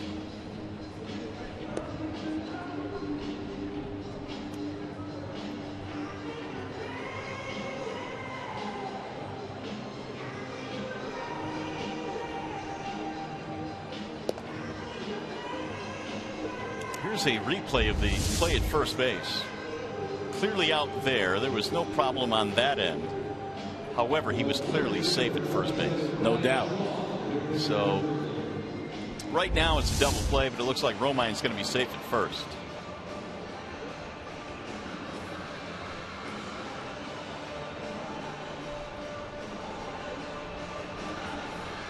Safe at first base is the call. So the Tigers have 1-on-1 out. Brad Ausmus wins that challenge. Up 10-1.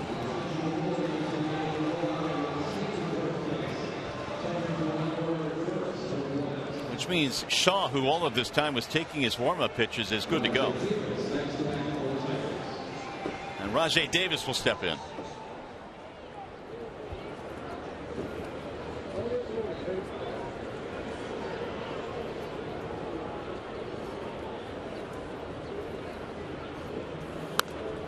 Half swing, fouled it back out of play. Numbers on Brian Shaw. He's having a decent year. The ERA sits at 2.38, 28 strikeouts, only 8 walks. Shaw pitching in his 37th game.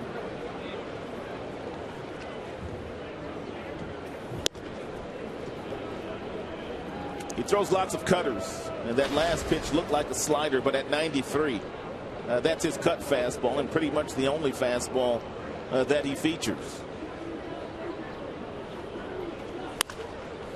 Pulled foul down the left field line. More action in the Tigers bullpen. And that is the other newcomer, Chad Smith. He's heating up.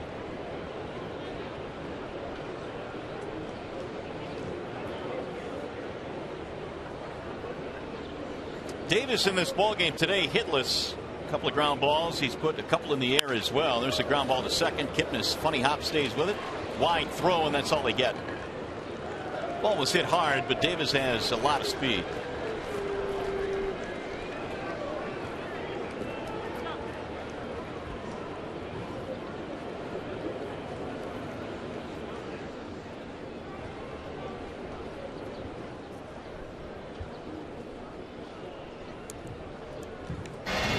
Here's Ian Kinsler's day. On his birthday, 32nd birthday for Ian Kinsler. 3 hits in the contest. He stole a base, scored a couple of runs, really got on top of a real good fastball. I like the direction he's taking with his hands. It should be a real nice homecoming for Ian Kinsler on Tuesday when the Texas Rangers come a-calling. Big boy plays the game as Ian Kinsler has a big day, but he's done for the afternoon, and Eugenio Suarez will pinch hit.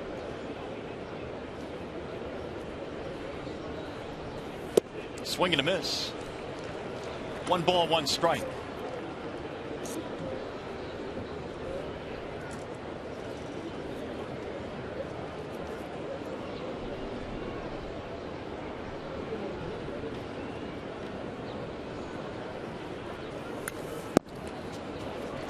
Big swing, send it back to the screen, 1-2. Suarez did not start today after getting most of the reps at short.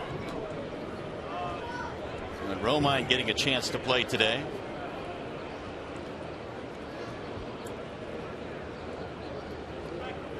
Now Shaw ready with the 1-2. Off the inside part of the plate. 2 balls, 2 strikes.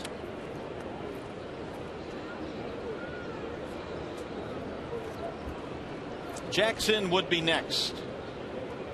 10-1 Tigers in the 9th.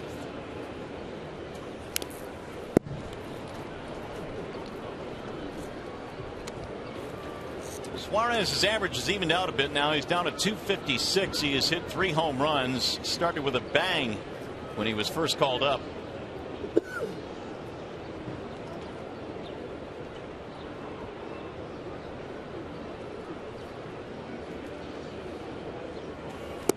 Checked it low and outside, and the count goes full now, 3-2.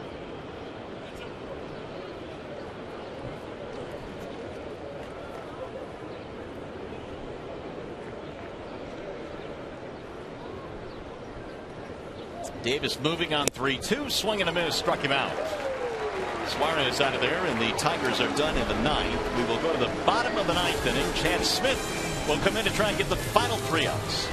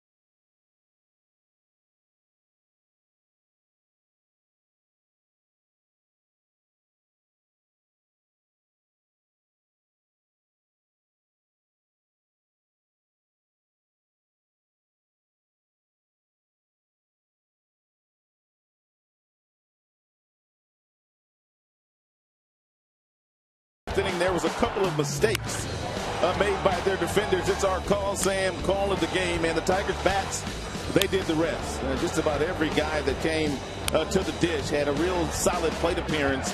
When it was all said and done, they tracked a 7th spot on the Tribe, and the Tigers have never had to look back. Lonnie Chisenhall and the Indians have had a long day here today, without question. The Tigers about to sweep the Indians, only needed 3 more outs. And another major league debut is on the way. Chad Smith will get his first appearance with the Tigers. He earned the call-up in 22 games in the minors, 35 innings, a sub-2 ERA, 33 strikeouts, just 8 base on balls. The opponents were hitting .220 against Chad Smith. Eugenio Suarez stays in the game. He'll play short. And moving over to second base is Romine.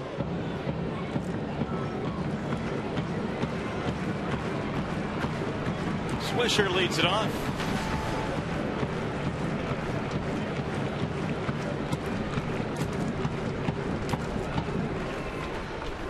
Swing and a miss. By the way, there was a scoring change from last night's game. Swisher was given a double on that hard hit ball he hit at Kinsler, who was originally given an error. So Swisher gets a hit, and Verlander is charged with an extra earned run. So 2 for JV in last night's game. Ooh, man, Avila again with a foul tip. It took a while for them to get that call corrected, but I thought that was a base hit all the way. That ball hit off the bat of Kinsler very early in that game yesterday. One buckled Avila. I got him right on that left shoulder where he's got a little bit of protection.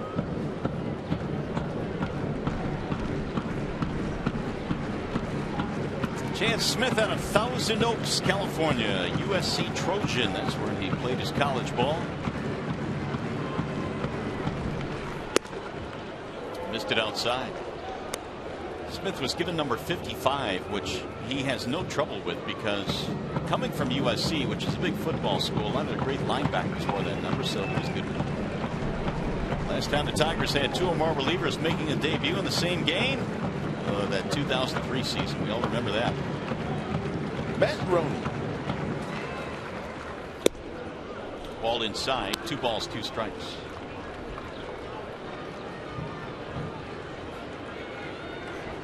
Here's the number 55 for Smith. Junior Seau wore that number. Chris Claiborne as well at USC.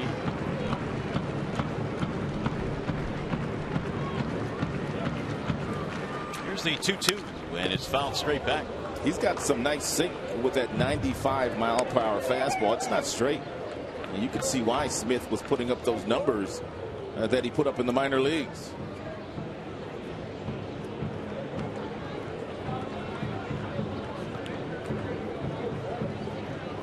24 years of age, Chance Smith.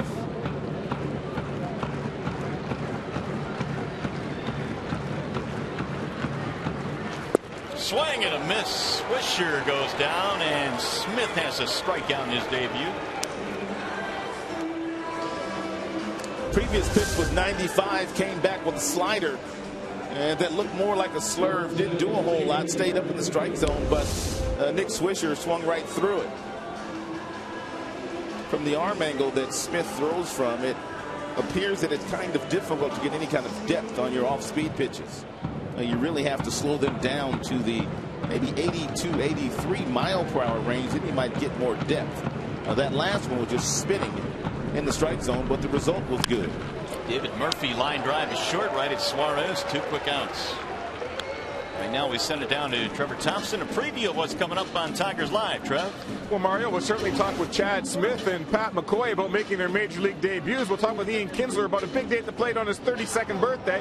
And we'll talk with Brad Ausmus and the rest of the guys about a big sweep over the Indians as they continue this 9-game road trip. So all that'll come up on Tigers Live with Justin White inside the Coliseum Studios as soon as we get one more out. Back to you, buddy. All right, Trev, thank you. And hopefully that out is right here. George Gutaris will get his second at bat of the game. And that clubhouse is a lot easier to maneuver through for the sideline reporters on days where the Tigers are victorious. Well, the Tigers put up a 7 spot in the 5th inning to lead the charge here today, and 1 out away from the sweep. Gutaris their last opportunity. And he drives one over the head of the shortstop into left center field, base hit. Gutaris now 1 for 2. 2 out single. Here's the upcoming pitching matchup presented by Gordon Chevrolet. We mentioned the Tigers have an off day on Monday, which is tomorrow, and then on Tuesday, Colby Lewis and Drew Smiley hook up. And despite the 3 wins and 6 losses for Smiley, he has pitched well last few times he's gone out there. And Colby Lewis, he pitched a gem against the Tigers earlier this year at Comerica Park, so they owe him. Here's Michael Bourne now with 2 outs. Fouled away 0-1. Tigers about to get their 40th victory of the season, trying to move to 40-32. The Indians would drop 2 under with a loss today.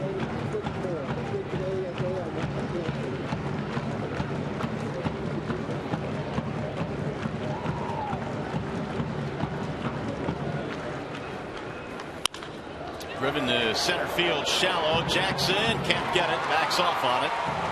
Back-to-back 2-out single.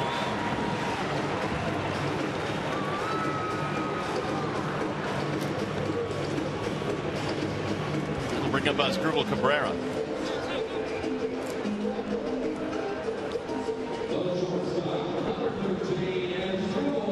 Also going to bring Avila out to the mound.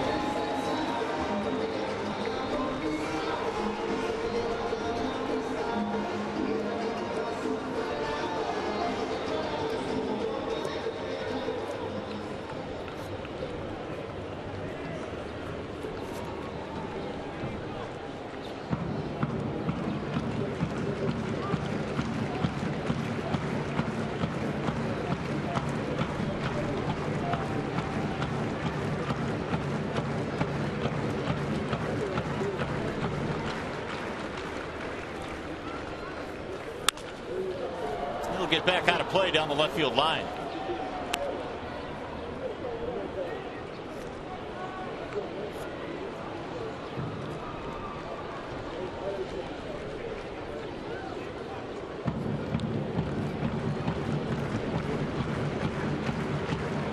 Tigers have seen a few guys make their major league debuts this year. Corey Knebel came up for a while. Smith and McCoy have made their debuts today. There's a bouncing ball, base hit right field. They're going to wave the runner in, and he will score. Kataris comes in to make it a 10-2 ball game, and after 2 are out, 3 straight singles, which gives Indians fans something to clap their hands about.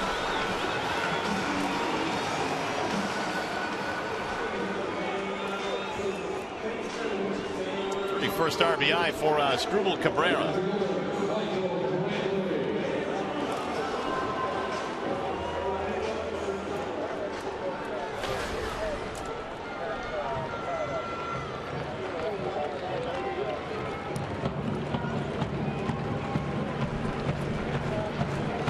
First run for the Indians since getting a run in the 5th. Fly ball, left center field. That one is going to shoot the gap and go to the wall. Bourne scores. They're also going to wave around Cabrera. He will come in to score, and it's a 2-run double for Michael Brantley. Every single hitter in this inning that has come to the plate against Smith, they have swung at the first pitch. Lots of fastballs. Brantley gets himself one and splits the gap between Jackson and Rajay Davis. 3rd RBI of the day for Michael Brantley.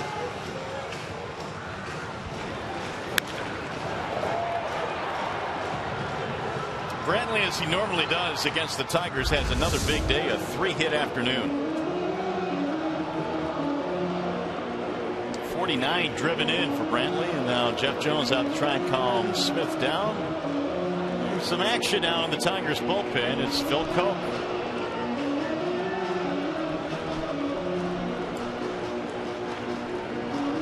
Now all of a sudden the Indians have 11 hits. That's just 1 short of what the Tigers had. Here's Jason Kipnis.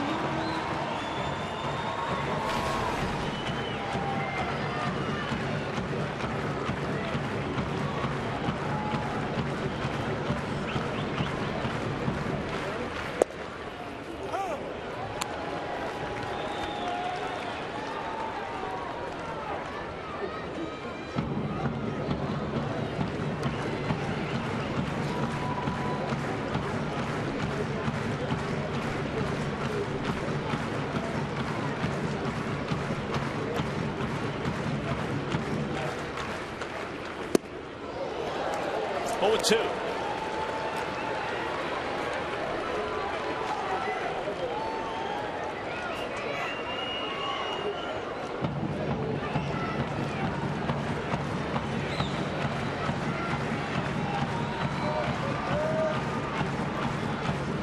One strike away for Smith.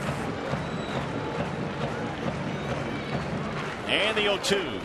Outside, 1-2 on Jason Kipnis, who is 0 for 4 in this contest.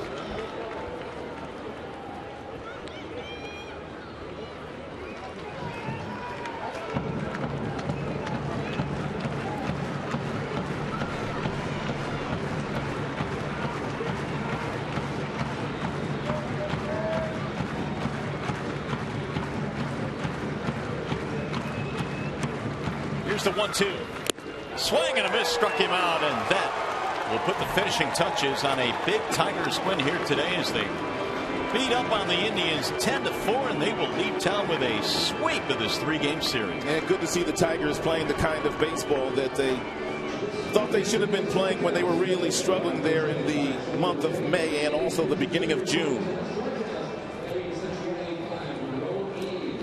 Tigers found out 12 hits in this game. They scored 10 times, had a big 7-run 5th inning, which turned it around. Max Scherzer gets the win here today.